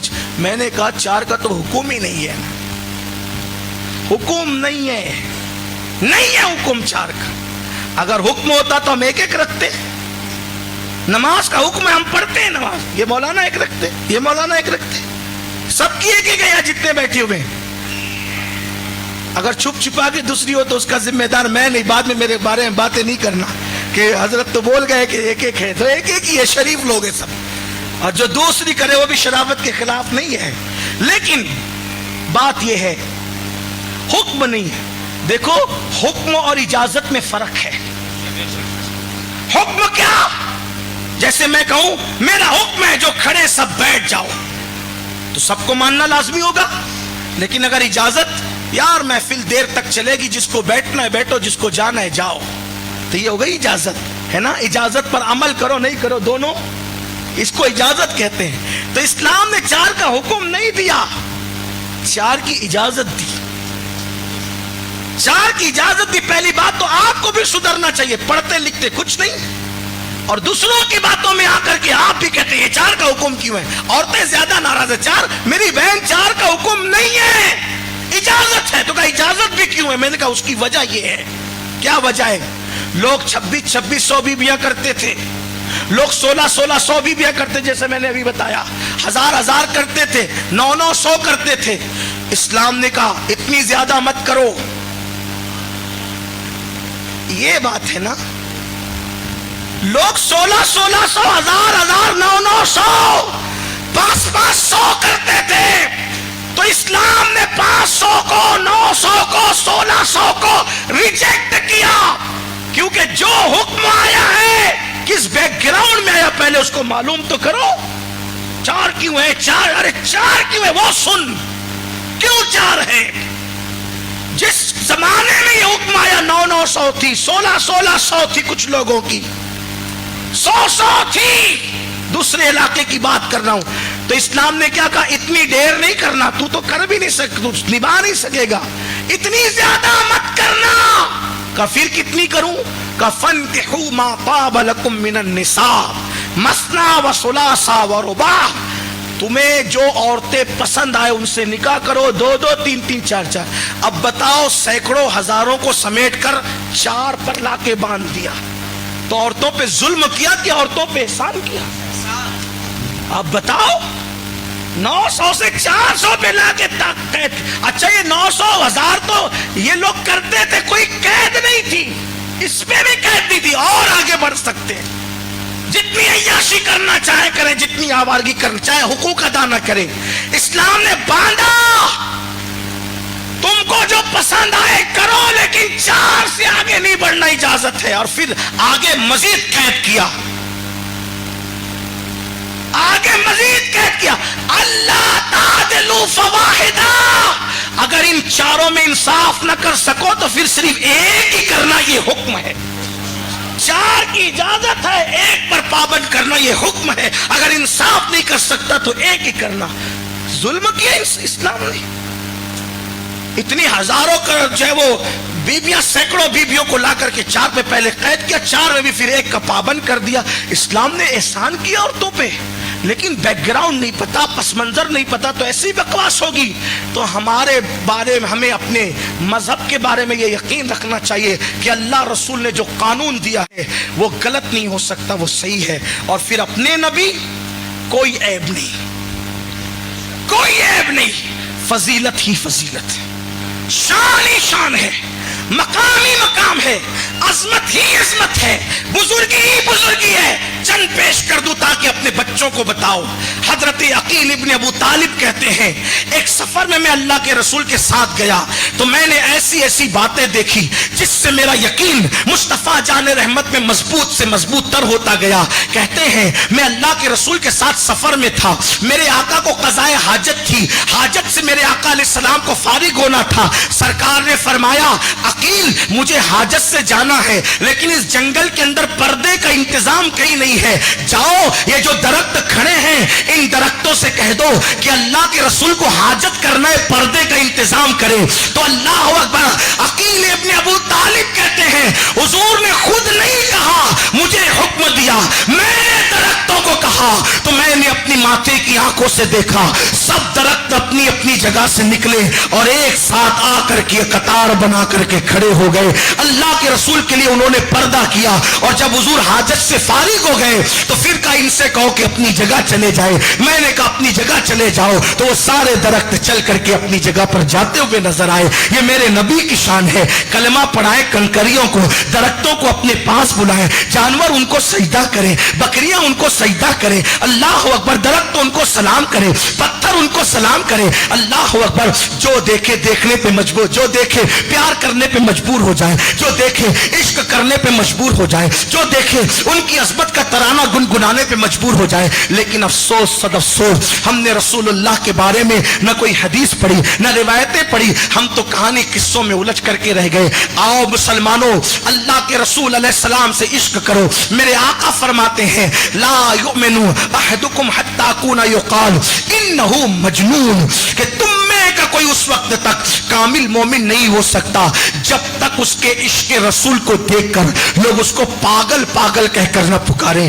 آپ سوچتے ہیں ارے کسی کے عشق رسول کو دیکھ کے لوگ پاگل کیسے کہیں گے؟ پاگل کا مطلب کیا ہوتا؟ یہ پاگل پتھر مارنے والا, پاگل کو ایک ہی دھن سوار ہوتی ہے, پاگل کو ایک ہی دھن سوار. کیا دھن؟ جس کی وہ دھن میں لگ جاتا ہے. کوئی مال کی دھن میں پاگل ہوا تو وہ مال مال مال کرتے, کوئی بچوں کے صدمے میں پاگل ہوا تو بچہ ہی بچہ کرتا رہتا ہے, کوئی کسی کے عشق میں پاگل ہوا تو اسی کا نام لیتا رہتا ہے. حضور بتا رہے ہیں کہ تیرا عشق ایسا ہونا چاہیے کہ تجھے ہر جگہ محبوب محبوب محبوب محبوب محبوب محبوب محبوب, ہر جگہ محبوب محبوب محبوب. ارے بلکہ امام اہل سنت تو کہتے ہیں ہمارا حال تو یہ ہے کہ ہم آئے یہاں تمہارے لیے, اٹھے بھی وہاں تمہارے لیے. کہتے دہن میں زباں تمہارے لیے, بدن میں ہے جہاں تمہارے لیے. ہم آئے یہاں تمہارے لیے, اٹھے بھی وہاں تمہارے لیے. اور کہتے صبا وہ چلے کہ باغ پھلے, وہ پھول کھلے کہ دن ہو بھلے, لوا کے تلے ثنا میں کھلے, رضا کی زباں تمہارے. اپنا آقا کیسے, اپنے نبی کیسے. ایک بات سنیے, بات اختتام کی طرف جاتی ہے, اینڈ کی طرف. ایک بات سنیے, پھر اس کے بعد ایک بات عرض کر کے بات مکمل کریں گے. حضور ایسے, اگر کسی کافر کو بھی بتا دو نا وہ کیسے ہیں, وہ بھی عشق کرنے پہ مجبور ہو. ہم نے بتایا نہیں لوگوں, ہم نے لوگوں کو بتایا نہیں. دیکھو مدینہ منورہ میں ایک یہودی عورت تھی, بہت کٹر یہودی تھی, بہت کٹر. حضور کا نام سن کر جل بھن جاتی, مگر تھی غریب, غربت تھی, مفلسی کا عالم تھا. اس کے کپڑے پھٹ گئے, اور اتنے پھٹ گئے اس کے کپڑے کہ پہننے کے قابل نہ رہے. اس کے جوان بیٹے نے اپنی ماں سے کہا ماں تمہارے کپڑے اتنے پھٹ گئے ہیں کہ پہننے کے قابل نہیں ہیں. امی کیا میں محمد عربی سے روحی فدا صلی اللہ علیہ وسلم تمہارے لیے کپڑے مانگ کے لاؤں؟ اس نے کہا نہیں بیٹا، مجھے پھٹے کپڑے پہ رہنا گوارا ہے لیکن ان سے کپڑے لینا پسند نہیں. کیوں؟ کہا کہ اگر تو ان سے کپڑے لائے گا تو وہ تجھے یہودیت سے چھڑا کر مسلمان بنا دیں گے، اور ہمیں یہودیت چھوڑنا نہیں ہے، ہمیں مسلمان نہیں ہونا، پھٹے کپڑے پہ رہنا ہے، یہودیت نہیں چھوڑنا. عورتیں کٹر ہوتی ہے، جس چیز پر ہو جائے کٹر ہوتی ہے. بڑی کٹر تھی، بڑی مضبوط تھی غلطی پر. اس نے کہا ماں مگر میں تجھے ننگا تو نہیں دیکھ سکتا نا، اس طرح جگہ جگہ سے کپڑے پھٹے. اچھا ماں میں اپنے چچا سے کپڑے مانگ کے لاؤں تمہارے لیے؟ ہاں جاؤ چچا کے پاس جاؤ. اس کا چچا بھی یہودی تھا. وہ جوان چچا کے پاس گیا اور جانے کے بعد چچا سے کہتا ہے چچا میری ماں کے کپڑے اتنے پھٹ گئے پہننے کے قابل نہیں ہیں، میری ماں کو کچھ کپڑے دے دو. اس نے خوب ڈانٹا اور کہا کہ جب دیکھو جب چلا آتا ہے، جب دیکھو جب مانگتا رہتا ہے، کتنا دوں. خوب ڈانٹا، کچھ نہیں دیا، جا یہاں سے، ہکال دیا. اب وہ غصے میں ماں سے کہتا ہے دیکھا ماں چچا نے کچھ نہیں دیا، ڈانٹ دیا، اب تو میں جاؤں ان کے پاس. کہا بیٹا تو جائے گا نا تو وہ تجھے مسلمان بنا کر چھوڑیں گے. تو اس جوان نے کیا کہا ماں اگر تمہیں یہ خوف ہے کہ میں مسلمان ہو جاؤں گا تو میں تم سے وعدہ کر کے جاتا ہوں، جب میں محمد عربی سے روح فدا صلی اللہ علیہ وآلہ وسلم کپڑے مانگوں گا تو اس سے پہلے میں شرط رکھ دوں گا کہ ہم مسلمان نہیں ہوں گے، مدد کرنا ہو تو کرو ورنہ مت کرو، لیکن ہم مسلمان نہیں ہوں گے. یہ کہہ کے تو کپڑے لا سکتا ہوں نا؟ ماں نے کہا ہاں یہ بات تیری صحیح ہے کہ اگر پہلے سے شرط لگا دے کہ ہم ان کی کوئی بات نہیں سنیں گے اور وہ مدد کرنا چاہیں تو کریں تو پھر دیکھیں. اللہ اکبر. اس عورت نے کہا وہ تو انہی کی مدد کرتے ہیں جو مذہب چھوڑنے والے لوگ اور ان کا مذہب قبول کرنے والے ہیں، جو مذہب نہیں چھوڑتے وہ مدد نہیں کرتے. اس طرح کی بہت سی غلط فہمیاں اس عورت کے دل و دماغ میں تھی. بیٹے نے جب کہا تو مطمئن ہو گئی کہ پہلے میں کنڈیشن لگاؤں گا، شرط لگاؤں گا کہ تمہاری کوئی بات نہیں مانیں گے، مدد کرنا ہو تو کرو ورنہ نہ کرو. حضور علیہ السلام اپنے اصحاب کے جھرمٹ میں جلوگر تھے. وہ جوان آیا اور آ کر کے لوگوں نے دیکھا کہ ایک اجنبی جوان ہے. وہ جوان نے کہا اے محمد روح فدا صلی اللہ علیہ وآلہ وسلم. دیکھو جب بھی آقا کا نام لو القاب و آداب سے لو، لیکن یہاں چونکہ اس یہودی کے جملے نقل کر رہا ہوں تو مجبوراً اس کا مکالمہ آپ کو اس پر پس منظر پتہ چل جائے تو اس کے جملے مجھے نقل کرنا ہے. اس نے میرے آقا سے اس طرح کہا اے محمد روح فدا صلی اللہ علیہ وآلہ وسلم. روح فدا میں کہہ رہا ہوں، اس نے نہیں کہا. اس نے کہا مجھے ایک کام ہے آپ سے. سرکار نے فرمایا کہو کیا کام ہے، مگر اس سے پہلے ایک شرط ہے کہ آپ کی میں کوئی بات نہیں سنوں گا، آپ کی میں کوئی بات نہیں مانوں گا، میں آپ کا کلمہ نہیں پڑھوں گا، مسلمان نہیں ہوں گا. مدد چاہیے، کرو گے؟ قربان میرے آقا پر. لوگوں کو پتہ نہیں ہے میرے آقا کی شان کیا ہے، ورنہ میرے آقا کے اخلاق کا مقابلہ دنیا کی کوئی طاقت نہیں کر سکتی. اس کنڈیشن کے ساتھ آپ کسی بھی سخی کے پاس جاؤ لات مار کے بھگا دے گا، لیکن آسمان کی آنکھوں نے، زمین کی پشت نے یہ منظر دیکھا جب اس نے یہ کہی بات کہ آپ کی کوئی بات معاذ اللہ نہیں مانیں گے، نہیں سنیں گے، مسلمان نہیں ہوں گے، کلمہ نہیں پڑھیں گے، لیکن مدد چاہیے. میرے آقا نے اسی ذوق شوق سے فرمایا کہو کیا چاہتے ہو. اس نے کہا ہم یہودی ہیں، ہماری ماں کے کپڑے اتنے پھٹ گئے ہیں کہ پہننے کے قابل نہیں، غربت نے جکڑ لیا ہے، ماں کو کپڑوں کی ضرورت ہے، کیا آپ میری ماں کے لیے کسی کپڑے کا انتظام کر سکتے ہیں؟ تاریخ کی اوراق گواہ ہے. آقا نے اس کو اوپر سے نیچے تک دیکھا اور فرمایا افسوس آج میرے پاس اتفاق سے کوئی کپڑا تمہیں دینے کے لیے نہیں ہے، لیکن جو چادر میں نے پہن رکھی ہے اس چادر کے سوا میرے پاس بھی اوڑھنے کے لیے اور کوئی دوسری چادر نہیں ہے، لیکن میری ضرورت پر میں تمہاری ماں کی ضرورت کو ترجیح دیتا ہوں، یہ چادر میری لے جاؤ اور تم اپنی ماں کو اڑا دو، ہم اپنا تو دیکھ لیں گے اور پھر کبھی آنا، اس کے علاوہ اور بھی کچھ دیں گے۔ جب حضور نے اپنی چادر، خود اپنی چادر اتار کے دے دی اور بغیر چادر کے ہو گئے، کس کو؟ جو کہہ رہا تھا آپ کی بات نہیں مانیں گے، آپ کی بات نہیں سنیں گے، آپ کا کلمہ نہیں پڑھیں گے، حضور نے اپنی چادر اتار کر دے دی اور خود بغیر چادر کے ہو گئے، کہا لے جاؤ۔ اس کی آنکھوں میں تو آنسو تھے، کیونکہ سچائی سچائی ہوتی ہے، حقائق حقائق ہوتے ہیں، پیورٹی پیورٹی ہوتی ہے۔ اللہ اکبر۔ جب وہ چادر لے کر گیا، آنکھ میں آنسو تھے۔ ماں نے کہا کیوں رو رہا ہے؟ اس نے پوری داستان بتائی۔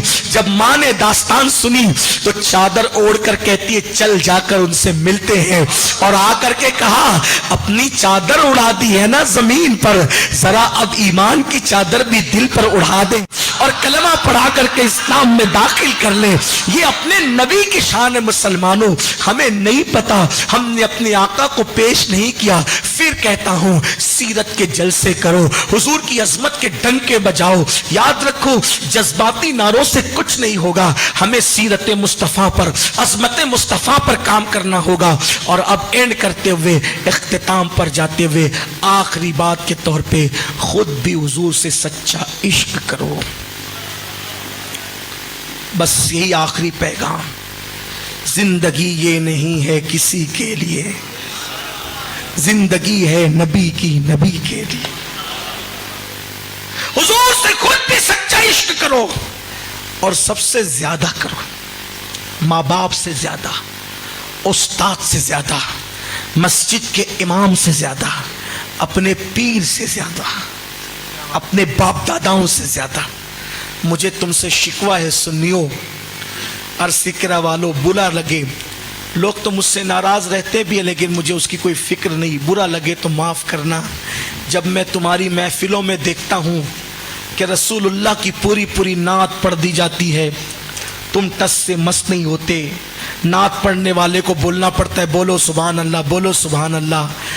نبی کا نام بار بار آیا، نبی کے معجزات بار بار آئے، آپ ٹچ سے مس نہ ہوئے، لیکن جب آپ کے پیر کا نام آیا، ہاتھ بھی اٹھے، آواز بھی چلانے لگے، پیسے بھی لٹانے لگے۔ کوئی بیوقوف ہے شاعر؟ جب تم پیر کے نام پہ پیسے دو گے، پیر کے نام پہ سبحان اللہ کہو گے، پیر کے نام پہ ہاتھ اٹھاؤ گے، تو پھر وہ پاگل ہے جو رسول اللہ کی نعت پڑھے گا؟ آج کل تو لوگ دنیا دار ہو چکے ہیں نا، پھر وہی ہوتا ہے جس کے نام پر آپ جھومتے ہو، اس کے نام لیے جاتے ہیں۔ میں نہیں کہتا کہ پیر کا ذکر نہ کرو، خوب کرو، خوب کرو، لیکن پیر کی محبت، رسول اللہ کی محبت پر غالب نہیں آنا چاہیے۔ کیوں؟ کیونکہ ہمیں کہا گیا ہے لا یؤمن احدکم حتی اکون احب الیہ من والدہ وولدہ والناس اجمعین، فرمایا گیا سب سے زیادہ محبت کرو۔ برا مت ماننا، میں آپ کا دشمن نہیں ہوں، میں اپنا مسلک پیش کر رہا ہوں میرے بھائی، ہمارا مسلک یہی ہے۔ اللہ اکبر۔ سب سے زیادہ ان سے پیار کرو، ماں باپ سے زیادہ ان سے پیار کرو۔ بلکہ قرآن تو یہ کہتا ہے اگر ماں باپ نبی کے دشمن ہو جائے تو قرآن کہتا ہے وَلَوْ كَانُوا آبَاءَهُمْ أَوْ أَبْنَاءَهُمْ أَوْ إِخْوَانَهُمْ أَوْ عَشِيرَتَهُمْ، اگر ماں باپ نبی کے دشمن ہو جائے تو تم ماں باپ کو چھوڑ دو، بھائی کو چھوڑ دو، رشتہ داروں کو چھوڑ دو۔ ان کے چھوڑنے پہ قرآن کہتا ہے أُولَٰئِكَ كَتَبَ فِي قُلُوبِهِمُ الْإِيمَانَ، اللہ تمہارے دلوں پر ایمان کو نقش کر دے گا، تمہارے دلوں پر ایمان کو لکھ دے گا۔ پیروں کا ذکر کرو، ماں باپ کا ذکر کرو، خاندان کا ذکر کرو، لیکن سب سے زیادہ ذکر کرو تو رسول اللہ کا ذکر کرو۔ میں امام احمد رضا پہ قربان ہوں، پوری ہدایت بخشش کو اٹھا کر کے دیکھو، سب سے زیادہ کس کی شان میں اشعار ملتے ہیں؟ رسول اللہ کی شان میں ملتے ہیں۔ ان کے پیر کی شان میں انہوں نے کتنے اشعار لکھے، ان کے باپ دادا کے لیے کتنے اشعار لکھے۔ ان کے باپ دادا کوئی چھوٹے موٹے لوگ نہیں تھے۔ جب مولانا نقی علی خان رحمت اللہ علیہ کو میں نے پڑھا تو یہ میرا اپنا جو ہے وہ اس پر نظریہ ہے، حالانکہ میں طالب علم ہوں، میں امام احمد رضا کو عشق محبت کا امام سمجھتا ہوں، لیکن امام المتکلمین علامہ نقی علی خان کو جب میں نے پڑھا تو میرا دل یہ کہنے پہ مجبور ہو گیا کہ نقی علی خان عشق محبت میں امام احمد رضا کا باپ ہے، باپ۔ آپ اٹھا کر کے دیکھو ان کی کتاب سرور القلوب، اٹھا کے دیکھو تفسیر علم نشرہ، اٹھا کر دیکھو، تب چلے گا کہ عشق و محبت کے کیسے انہوں نے دریا بہائے. کوئی معمولی آدمی نہیں ہے لیکن باپ کی منقبت کا. میں پھر کہہ رہا ہوں, یہ نہیں کہتا کہ کسی کا ذکر کرنے پہ منع نہیں کر رہا ہوں, لیکن یہ کہہ رہا ہوں اگر چرچے کسی کے کرو تو اپنے نبی کے کرو, اس لیے کہ نبی شان کے مالک ہیں کہ بیان کرتے کرتے زندگی ختم ہو جائے گی مگر نبی کی فضیلت ختم نہیں ہو سکتی. میرے امام اسی لیے تو کہتے ہیں نا, سب سے اولا وہ اعلیٰ, ہمارا نبی سب سے بالا وہ اعلیٰ, ہمارا نبی اپنے مولا کا پیارا, ہمارا نبی دونوں عالم کا دولہ, ہمارا نبی بجھ گئی جس کے آگے سبھی مشعلیں, شمع وہ لے کر آیا, ہمارا نبی جس نے ٹکڑے کیے ہیں کمر کے وہ ہے نور وحدت کا ٹکڑا, ہمارا نبی کون دیتا ہے دینے کو منہ چاہیے, دینے والا ہے سچا ہمارا نبی.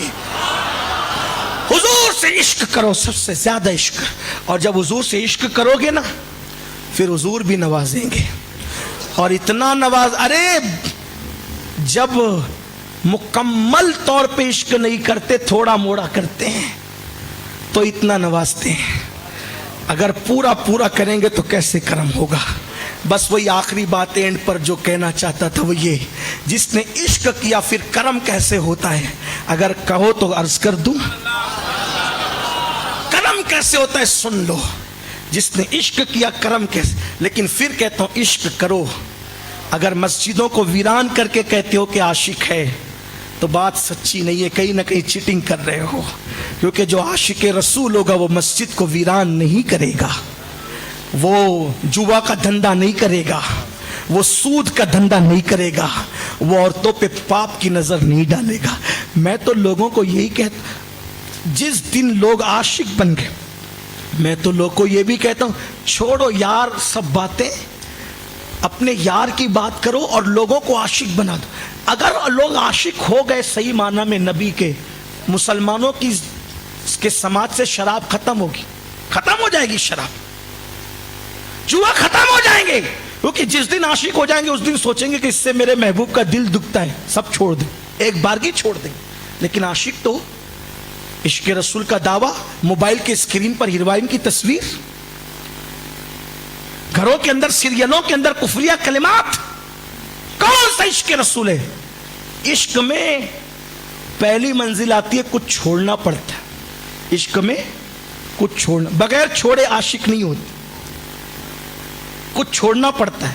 جب چھوڑو گے پھر ادھر سے کرم ہوتا ہے. کیا کرم ہوتا ہے اب سنو. ایک جوان صحابی, ان کا نام ہے عبداللہ المزنی. اپنے الفاظ کے جامع میں کئی کتابوں کا اتنے مجموعہ پیش کر رہا ہوں. ایک دن دور رہتے تھے, مدینہ شریف کے دور ایک دیہات میں رہتے تھے. ایک دن کسی کام سے مدینہ شریف آئے, مدینہ منورہ آئے تو دیکھا کہ کچھ لوگ کہیں پر کھڑے بیٹھے ہیں, بھیڑ لگی ہے, عاشقوں کا مجمع ہے. تو دیکھا, جھانک کر, نوجوانوں کی فطرت ہوتی ہے نا, کہیں بھیڑ ہو تو جھانکتے ہیں کیا ہو رہا ہے. دیکھا, جب ادھر دیکھا تو دیکھا ایک اتنا خوبصورت جوان موجود ہے کہ حیران ہو گئے, ایسا بھی کوئی حسن والا ہے. صحابہ کہتے ہیں حضور اتنے خوبصورت تھے کہ اگر قرآن کی آیتیں نہ بھی نازل ہوتی تو لوگ حضور کو دیکھ کر ہی کلمہ پڑھ لیتے. عبداللہ نے حضور کو دیکھا اور دیکھ کر کہا کون ہے یہ؟ کسی نے کہا یہ محمد ہے, روحی فدا صلی اللہ علیہ وسلم. یہ وہی محمد ہے جو نبوت کا دعویٰ کرتے ہیں؟ ہاں یہ وہی محمد ہے. کہا کہ مجھے بھی کلمہ پڑھا کر ان کے غلاموں میں شامل کر لو. مسلمان ہو گئے. جلدی تھی, بھیڑ تھی, گردی تھی, ہجوم تھا, حضور سے مل نہ سکے. گھر گئے, کسی نے چگلی کر دی گھر والوں کو, ارے تمہارا بچہ تو محمد عربی کا غلام ہو گیا. اب چچا, باپ تو مر چکا تھا, بچپنے ہی میں یتیم ہو گئے تھے, جب دودھ پیتے تھے ماں کی گود میں تھے تبھی یتیم ہو گئے تھے. چچا نے پالا تھا, ماں نے چچا نے مل کے پالا تھا. چچا کو پتا چلا, ڈنڈا لیا ہاتھ میں اور کہا تو بے دین ہو گیا, تو بے دین ہو گیا. جواب کیا تھا؟ عشق والوں کا جواب. ایک ہی ملاقات, بلکہ ملاقات بھی نہیں ہوئی, ایک ہی نظر حضور کو دیکھا, کلمہ پڑھے اور دل میں جو عشق جگا. چچا کہتا ہے تو بے دین ہو گیا, تو جواب دیتے چچا بے دین پہلے تھا، اب تو میں دیندار ہو گیا. بے دین پہلے تھا، اب میں دیندار ہو گیا. چچا نے ڈنڈا اٹھایا، اتنا مارا، چھوڑ دے ان کو، چھوڑ دے ان کو. عبداللہ کہتے تھے واللہ دنیا چھوڑ سکتا ہوں مگر آمنہ کے لال کو نہیں چھوڑ سکتا.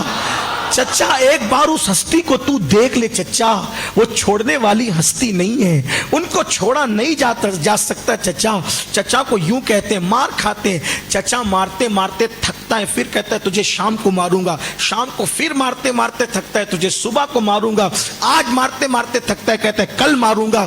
یہی حال ہوتا ہے. مگر قربان وارے میرے آقا کے اصحاب، وارے عشاق، اے عاشقان رسول تمہاری عظمت کو سلام، اے اصحاب مصطفیٰ تمہاری عظمت کو سلام.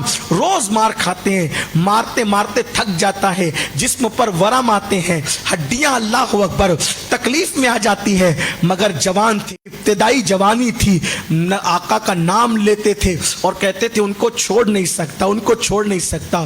بڑی معذرت کے ساتھ آگے بڑھنے سے پہلے یہ ضرور کہوں گا، اگر آج کل کے یہ نوجوان جو جلسے میں لبیک یا رسول اللہ کے نعرے لگاتے نہیں تھکتے، آج کل کے یہ جوان جو غلامی رسول میں موت بھی قبول ہے کہ نعرے لگاتے نہیں تھکتے، اگر ان کی کوئی اس طرح پٹائی کرتا تو شاید اسلام کا نام لینا بھی بھول جاتے.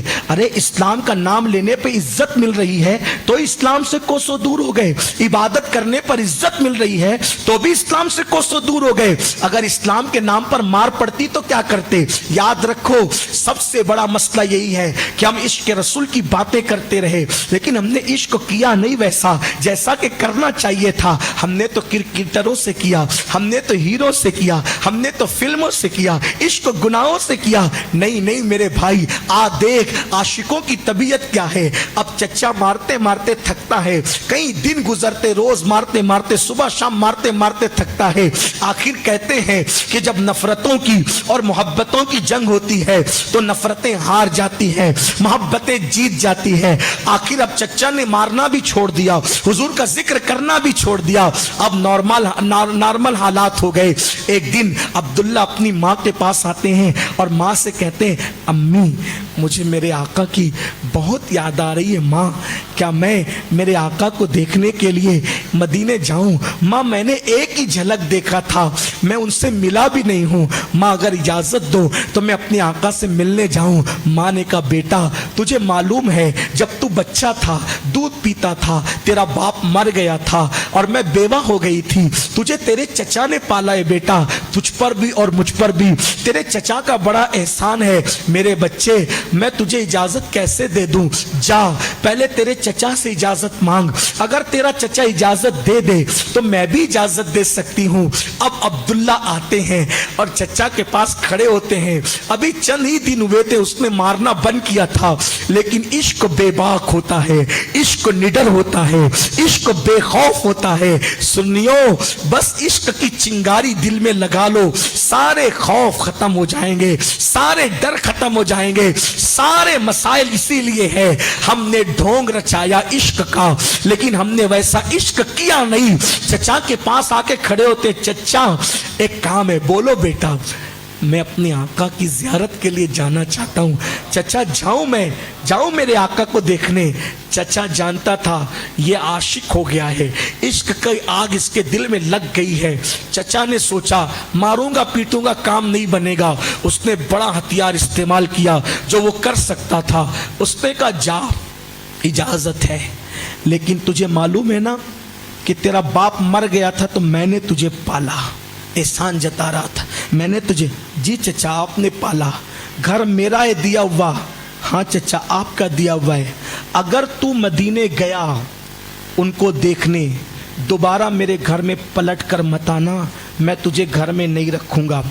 ایک جوان ایسا بچہ جو ابتدائی جوانی میں ہو، شادی بیاہ نہ ہو، مال پانی نہ ہو، اس کے لیے سب سے بڑی دھمکی کیا ہوتی ہے؟ میرے گھر سے نکل جا.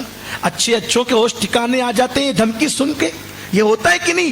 لیکن قربان عاشقوں کی طبیعت پر چچا نے کہا دوبارہ گھر میں مت آنا، جا چلا جا.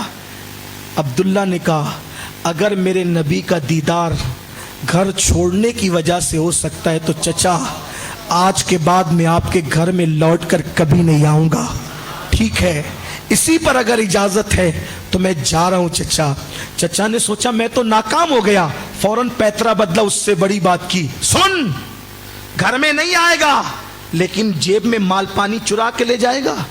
ये तेरी जेब में जो माल है वो भी मेरा है, घर में जितना माल है वो भी मेरा है। अगर तू उनसे मिलने जा रहा है मदीने तो सारा माल तुझे छोड़ के जाना पड़ेगा। चचा सोच रहा था अब रुकेगा। अब्दुल्ला ने कहा अगर मेरे महबूब की झलक तेरा माल छोड़ के जाने पर मिल सकती है तो चचा मैं तेरा एक एक पैसा छोड़कर जाने के लिए तैयार हूं। सब पैसे छोड़ के जाऊंगा चचा, लेकिन जाऊंगा जरूर। अब वो हार रहा था, उसने उससे बड़ी कड़ी शर्त रखी, फिर पैतरा बदला, सुन तेरी मां से जाके पूछ ये कपड़े जो तेरे बदन पर है वो भी मेरे दिए हुए हैं, अगर तू उनसे मिलने जाएगा तो तुझे ये कपड़े भी उतार के देना पड़ेंगे, मैं तुझे अपने कपड़ों के साथ जाने नहीं दूंगा। मेरी कौम के जवानों थोड़ी देर ठहर कर रुक कर तसव्वुर करो, ये कोई तकरीर या खिताब नहीं हो रहा है, मैं अपने आका के आशिक का वो दर्द जो मेरे दिल में है वो तुम्हारे दिल की दहलीज पर मुंतकिल करना चाहता हूँ। थोड़ी देर सोचो, एक 16-17 साल का जवान जवानी की दहलीज पर कदम रखा हुआ हो और सगा चचा घर से निकाल रहा हो, माल छीन रहा हो और आखिरी में कहता हूं कपड़े भी उतार दे। अगर कोई इंसान दूसरा होता तो वो क्या करता, मगर वारे असहाबे मुस्तफ़ा तुम्हारी अजमतों पर मेरे माँ बाप, मेरी औलाद, मेरी जान, कयामत तक के मेरी नस्लें कुर्बान। अब्दुल्ला को जब चचा ने कहा कपड़े उतार कर जाना होगा तो अब्दुल्ला ने कोई तवक्कुफ नहीं किया और कहा अगर महबूब का दीदार तेरे कपड़े उतार कर फेंकने से हो सकते हैं तो चचा मैं तेरे कपड़े भी तुझे वापस दे करके जाऊंगा। और अपने कपड़े तक उन्होंने उतार दिए। अगर साहिब इस्तिआब ने इस बात का जिक्र न किया होता तो मुझ में हिम्मत न थी कि मैं ये बात करता। उन्होंने कपड़े दिए, सतर छुपाया और सतर छुपाकर अपनी माँ के पास आए। माँ से कहा अम्मी तुम मुझे एक कपड़ा दे दो, एक ड्रेस दे दो, लिबास दे दो, तुम्हारे बहुत एहसान है माँ, मैं मदीने जा रहा हूँ, इस हालत में कैसे जाऊँगा। माँ ने कहा बेटा तुझे पता है तेरी माँ बेवा है, गरीब है, तुझे वो कुछ नहीं दे सकती, लेकिन बेटा मेरे पास 2 दुपट्टे हैं, 2 दुपट्टे जल्दी से लेके भाग जा इसको। अगर तू नहीं गया और तेरा चचा आ गया तो ये 2 दुपट्टे भी वो तुझसे छीन लेगा। तारीख की औराक गवाह है, अब्दुल्ला ने माँ के 2 दुपट्टे लिए, एक दुपट्टे को नीचे लपेटा, दूसरे दुपट्टे को ऊपर ओढ़ा, पतले पतले दुपट्टे ओढ़कर अब अब्दुल्ला मदीने मुनव्वरा जा रहे हैं। ना सवारी, ना साथी, ना पैसा, ना माल, कुछ भी नहीं, अकेले जा रहे हैं, पैदल चल रहे हैं। दिल में एक वसवसा आया, अब्दुल्ला तूने कितना बड़ा फैसला कर लिया ना कि तू घर लौट के नहीं आएगा, माँ के पास, चचा के पास, पैसे सब छोड़ दिया, कपड़े भी उतार दिया, अब तू उनसे मिलने जा रहा है कि तेरी उनकी कभी मुलाकात ही नहीं है, उनके हजारों लाखों दीवाने हैं। जब तू उनसे मिलने जाएगा अगर वो तुझे नहीं पहचानेंगे तो तेरा क्या बनेगा।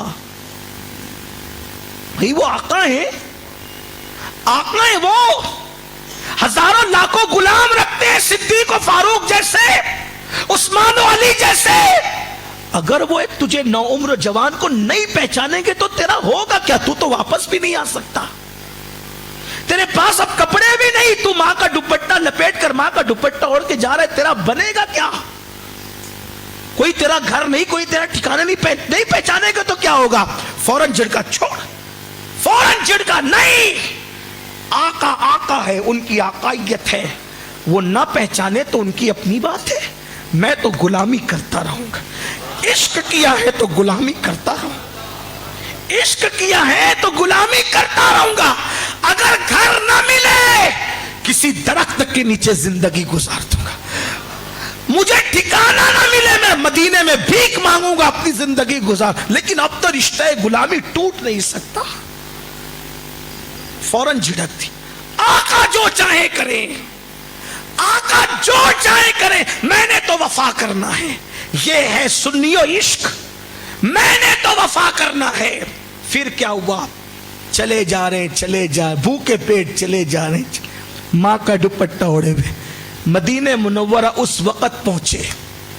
توجہ، اس وقت مدینہ منورہ آدھی رات گزر چکی تھی، سب کے دروازے بند ہو چکے تھے، اور مدینہ منورہ میں کڑاکے کی سردی تھی۔ مدینہ طیبہ میں سردی بہت ہوتی ہے ہمیشہ سے، ابھی بھی بہت پیاری سردی ہوتی۔ ایک مرتبہ سردیوں میں پہنچ گیا تو میں نے دیکھا کہ لوگ وہ جو دسے ہوتے ہیں نا سوتے وقت اوڑھنے کے، وہ اوڑھ اوڑھ کر جنت البقیع میں آ رہے تھے، اتنی سردی ہوتی، بڑی مزے کی۔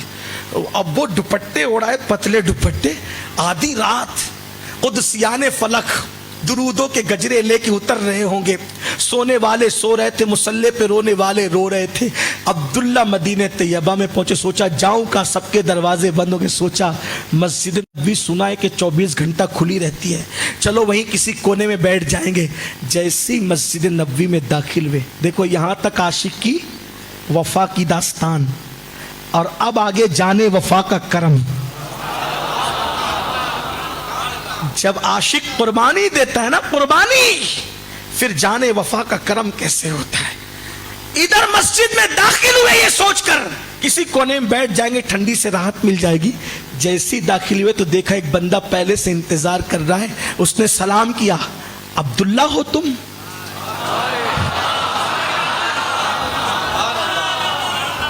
آدھی رات گزر چکی، مسجد میں کوئی انتظار کر رہا، السلام، عبداللہ ہو تم؟ وعلیکم السلام، لیکن میں پہلی مرتبہ تم سے ملا، تم کون ہو؟ کہا میں بلال ہوں۔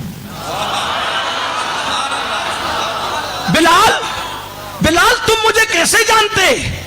میں نہیں جانتا تمہیں، آج حضور عشاء کی نماز پڑھا کر جب گھر جانے لگے تو مجھ سے کہنے لگے بلال میرا ایک غلام، میرا عاشق میرے عشق میں اپنی ماں کو چھوڑ کے، اپنے چچا کو چھوڑ کے، اپنا گھر چھوڑ کے واپس آ رہا ہے، اس کے چچا نے اس سے کپڑے بھی چھین لیے، ماں کے دوپٹے اوڑھ کر کے آ رہا ہے، بلال اس سے مدینے کی سردی برداشت نہیں ہو سکے گی، یہ میرا کمبل میں تمہیں دے کر کے جا رہا ہوں، جب وہ آئے تو میرا یہ کمبل اس کو اڑا دے۔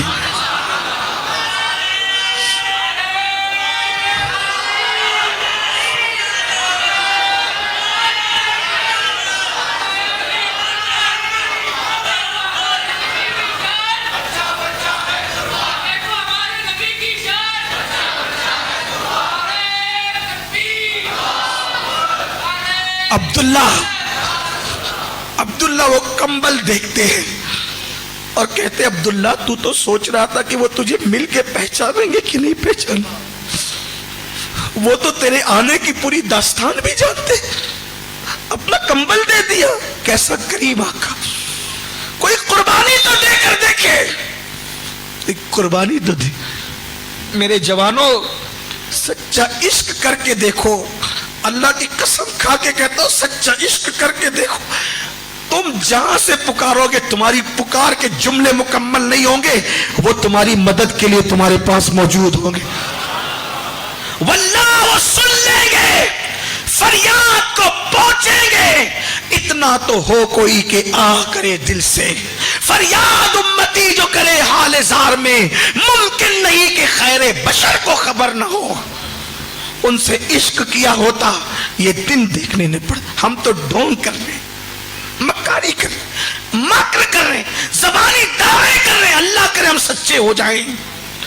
لوگ مجھ سے کہتے عاشق رسول ہو تو نہیں کہنے کو ڈر لگتا ہے کیونکہ نہیں کہیں تو کفر ہوگا، اور ہاں کہیں تو کس منہ سے کہیں کہ ہاں کہیں تو لگتا ہے کہ کہیں جھوٹ نہ ہو جائے، ہمارے پاس کیا عشق۔ عبداللہ نے کمبل لیا، دل کی دنیا زیر و زبر ہو گئی، وہ مشک سے زیادہ خوشبودار کمبل سردیوں میں جب بدن پہ ڈالے کونے میں بیٹھ گئے۔ عبداللہ کہتے ہیں میں انتظار کر رہا تھا وہ آئیں گے وہ آئیں گے۔ اب رات میرے لیے بہت کٹھن ہو رہی تھی کیونکہ انتظار کی گھڑیاں بڑی سخت ہوتی. چچا کے ڈنڈے اتنے تکلیف دہ نہیں تھے جتنا یہ انتظار جو ہے طویل ہو رہا تھا. آخر بلال نے فجر کی اذان پڑھی اور صحابہ کرام ایک کے بعد ایک آنے لگے. میں ہر آنے والے کو یہ وہ تو نہیں, لیکن دل کہنا یہ وہ نہیں نا یہ. پھر سب کھڑے ہو گئے نمازوں کے لیے, پھر سب بیٹھ گئے انتظار میں. بلال نے تکبیر کہی, جب حی علی الصلاۃ حی علی الفلاح کہا تو پھر پردہ ہٹا, سب دروازے سے آئے. لیکن آمنہ کا لال اپنے حجرے سے چاند سے زیادہ روشن چہرے کے ساتھ جلوگر ہوا. کہتے میں نے تو دل پکڑ لیا, اب عبداللہ کی باتیں تو یہیں تک ہے, میں کہاں تک سناؤں, کہاں تک بیان کروں. دل پکڑ لیا. انہوں نے جب نماز پڑھا رہے تھے تو میں جھانک کر کے دیکھتا تھا کہ وہ چہرے والضحیٰ کو, اللہ اکبر, نماز پوری ہوئی. اب میں سوچتا تھا کہ بات کا آغاز کیسے کروں گا, بات کی ابتدا کیسے کروں گا. انہیں تو سب پتا ہے پیش خبیر کیا, مجھے حاجت خبر کی ہے, انہیں تو سب پتا ہے, لیکن میں کیسے شروعات کروں گا, کیسے بات کروں گا, یہی سوچ رہا تھا. نماز پوری ہوئی, صحابہ کی طرف رک کر کے قبلے کی طرف پیٹ کر کے آقا بیٹھ گئے. چاروں طرف نظر دوڑائی اور پھر میری طرف مخاطب ہو کے خود ہی کہا, عبداللہ کیسے ہو.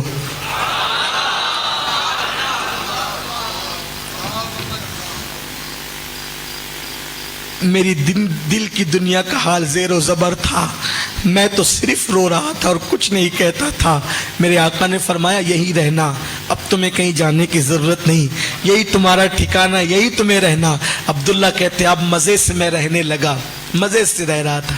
بہت شان سے گزر رہی تھی. ان کے در پر نہ شان سے گزرے تو کہاں گزرے, جسے چاہا در پہ بلا لیا, جسے چاہا اپنا بنا لیا.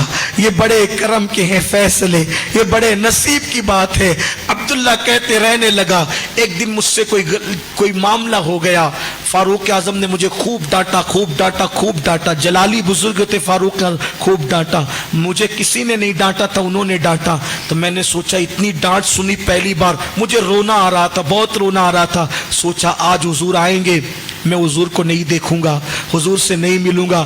اگر دیکھ لیا مل لیا تو میری صبر کا پیمانہ لبریز ہوگا, میں برداشت نہیں کر سکوں گا, میں رو پڑوں گا. پھر فاروق اعظم کے بارے میں بولنا پڑے گا کہ انہوں نے ڈانٹا. میں ان کو نہیں دیکھوں گا آج تاکہ نہ روؤں. میں جا کے پیلر کے پیچھے, ستون کے پیچھے بیٹھ گیا. حضور جیسے آئے منبر پہ کھڑے ہو کے خطبہ شروع کیا. مجھ سے برداشت نہیں ہوا, جس کو دیکھنے کے لیے تو سب چھوڑ کے آیا تھا, ان کو دیکھے بغیر رہ کیسے سکتا تھا, برداشت نہیں ہوا. میں نے ستون کے پیچھے سے جھانکا, جیسے ہی جھانکا نظر پڑی, رو پڑا, خوب زور زور سے رونے لگا. جب میری رونے کی آواز سنی تو خود ہی جھانک کر کہا عبداللہ رو رہا ہے, عبداللہ رو رہا ہے. عبداللہ کہتے اگر مجھے بلا لیتے تو بھی میری معراج تھی, لیکن جب سنا نا کہ عبداللہ رو رہا ہے, خطبہ روک دیا, ممبر سے نیچے اتر کے میرے پاس آئے.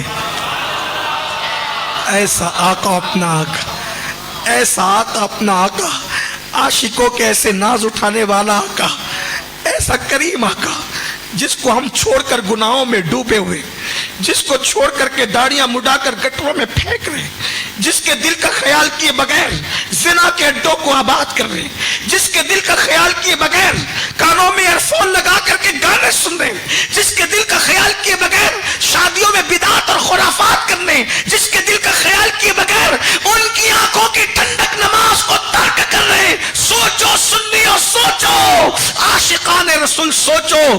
کہا عبداللہ رو رہا ہے. ممبر سے نیچے اتر کے آئے, سینے سے لگایا. عبداللہ کہتے ہیں روتے روتے میری سسکیاں بن گئی, ہچکیاں نکلنے لگی. میں نے پوچھا کیوں رو رہے عبداللہ, کیوں رو رہے ہو؟ بہت پوچھا, میں نے کچھ نہیں کہا, میں تو روتا ہی رہا. فاروق اعظم آئے, حضور میں نے اس کو ڈانٹا, آج میں نے اس کو ڈانٹا.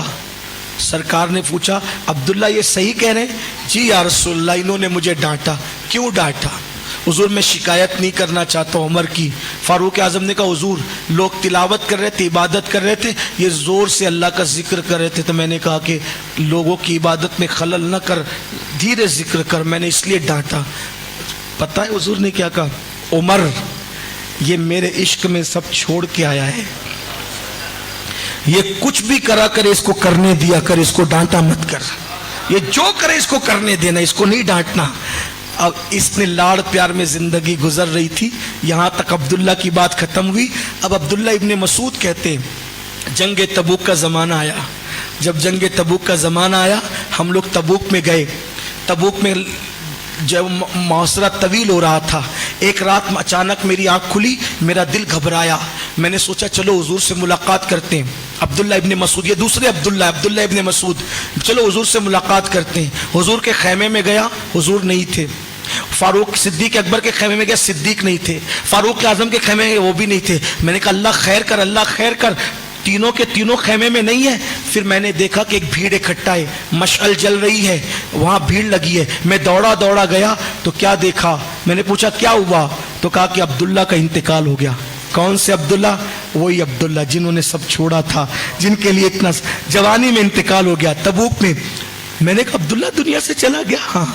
اور وہاں باتیں ہو رہی تھی، صحابہ کہتے تھے آقا مدینہ پاک میں یہ دستور ہے کہ جس کا انتقال ہوتا ہے اس کے گھر والے غسل دیتے ہیں، کفن پہناتے ہیں، قبر میں اترتے ہیں، اس کا تو کوئی رشتہ دار ہی نہیں آقا، اس کا کیا ہوگا؟ تو میرے آقا نے فرمایا اس کو غسل ابو بکر و عمر دیں گے، اس کو کفن ابو بکر و عمر اپنے ہاتھوں سے پہنائیں گے۔ عبداللہ ابن مسعود کہتے ہیں غسل دیا گیا، کفن پہنایا گیا، حضور کے دونوں وزیر قبر میں اترے۔ جب قبر میں اترے تو سرکار نے فرمایا باہر آ جاؤ، باہر آ جاؤ۔ دونوں یاروں نے کہا میرے ماں باپ آپ پہ قربان آقا، غسل رشتہ دار دیتے تو قبر میں بھی رشتہ داروں نے اترنا ہے۔ سرکار فرماتے باہر آ جاؤ، اس کی قبر میں تم نہیں اترو گے، اس کی قبر میں میں خود اتروں گا۔ نصیبے کی ارجمندی دیکھیے، لوگ کہتے ہیں کہ مرنے کے بعد حضور قبر میں آتے ہیں، ارے قبر میں تو سب کی آتے ہیں، لیکن جو سچے عاشق ہوتے ہیں ان کو تو اتارنے کے لیے بھی آتے ہیں، ان کو تو اتار، کوئی ان کا ہو کر تو دیکھے۔ زندگی یہ نہیں ہے کسی کے لیے، زندگی ہے نبی کی، نبی کے لیے، انہیں جانا انہیں مانا، نہ رکھا غیر سے کام، للہ الحمد میں دنیا سے مسلمان گیا۔ عبداللہ ابن مسعود کہتے ہیں آقا ان کی قبر میں اترے اور اترنے کے بعد اپنی باہوں کو پھیلا کر عبداللہ کو اپنی باہوں میں لیا، اور لینے کے بعد مشعل جل رہی تھی، اس روشنی میں حضور کا چہرہ چمک رہا تھا۔ حضور نے باہوں میں لے کر ان کا کفن ہٹایا اور ان کو دیکھا تو میں نے اس روشنی میں، عبداللہ ابن مسعود کہتے اس روشنی میں میں نے دیکھا حضور کی آنکھوں سے آنسو نکل رہے تھے اور داڑھی کے بالوں سے لگ کر چومتے ہوئے ان کے گالوں پہ گر رہے تھے۔ عبداللہ ابن مسعود کہتے ہیں میں نے کبھی کسی پہ رشک نہیں کیا، لیکن اس وقت میں دل پکڑ کر کہہ رہا تھا کاش یہ عبداللہ نہ مرا ہوتا، اس عبداللہ کی جگہ عبداللہ ابن مسعود ہوتا، کیونکہ مرنے کے بعد حضور کی باہوں میں لاشا کسی کا دیکھ کر مجھے رشک آ رہا تھا، اور پھر حضور کے آنسو عبداللہ کے گالوں پر موتیوں کی طرح سج رہے تھے، ان کے کفن میں موتیوں کی طرح سج رہے تھے۔ میں رشک کر رہا تھا کوئی کفن میں نماز کا ثواب لے جائے گا، کوئی کفن میں حج کا ثواب لے جائے گا، کوئی کفن میں عبادتوں کا ثواب لے جائے گا۔ عبداللہ تیرے مقدر پہ قربان، تو مدینے والے کے آنسو اپنی قبر میں لے کر کے جا رہا ہے۔ عبداللہ ابن مسعود کہتے ہیں حضور علیہ السلام کی آنسو موتی کی طرح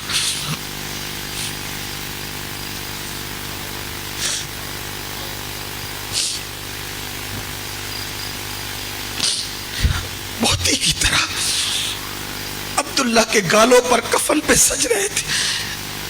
عاشقوں بتا اس سے بڑھ کر مقدر کی معراج کیا ہے؟ کہاں نماز کا ثواب، کہاں مصطفیٰ جان رحمت کی آنسو، کہاں حج کا ثواب، کہاں مصطفیٰ جان رحمت کے آنسو۔ کبھی سوچا عشق والوں کو مرتبے کیا ملتے، قربانی دینے والوں کو مقام کیا ملتا ہے؟ عبداللہ ابن مسعود کہتے ہیں ابھی میں دل پکڑ کے یہ کہہ ہی رہا تھا کہ کاش مسعود کا بیٹا عبداللہ اس کی جگہ مر گیا ہوتا تو میں نے اس سے بڑی بات دیکھ لی۔ بڑی بات یہ تھی حضور نے ان کا لاشا اٹھایا اس طرح اور کہا مولا تو اس سے راضی ہو جا، کیونکہ میں بھی اس سے راضی ہوں۔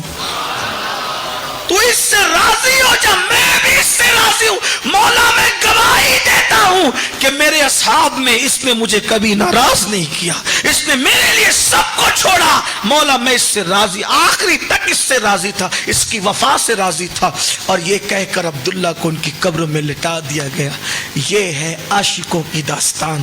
اے میری قوم کے جوانوں، سب سے عشق کر کے دیکھا، ذرا ان سے بھی سچے دل سے کر کے دیکھو، سب سے وفا کی ان سے بھی وفا کر کے دیکھو، سب کے لیے روئے ان کے لیے بھی رو کے دیکھو۔ تاج الشریعہ کہتے ہیں رو چکا یوں تو میں اوروں کے لیے خوب، مگر اپنی الفت میں رلاؤ تو بہت اچھا ہو، اور یوں نہ اختر کو پھراؤ میرے مولا در در اپنی چوکھٹ پہ بٹھاؤ تو بہت اچھا ہو۔ اللہ ہم سب کو حضور کی وفاداری نصیب فرمائے۔ گفتگو کے درمیان کوئی غلطی ہے تو اللہ معاف کرے۔ استغفر اللہ ربی من کل ذنب و اتوب الیہ وما علینا الا البلاغ۔ السلام۔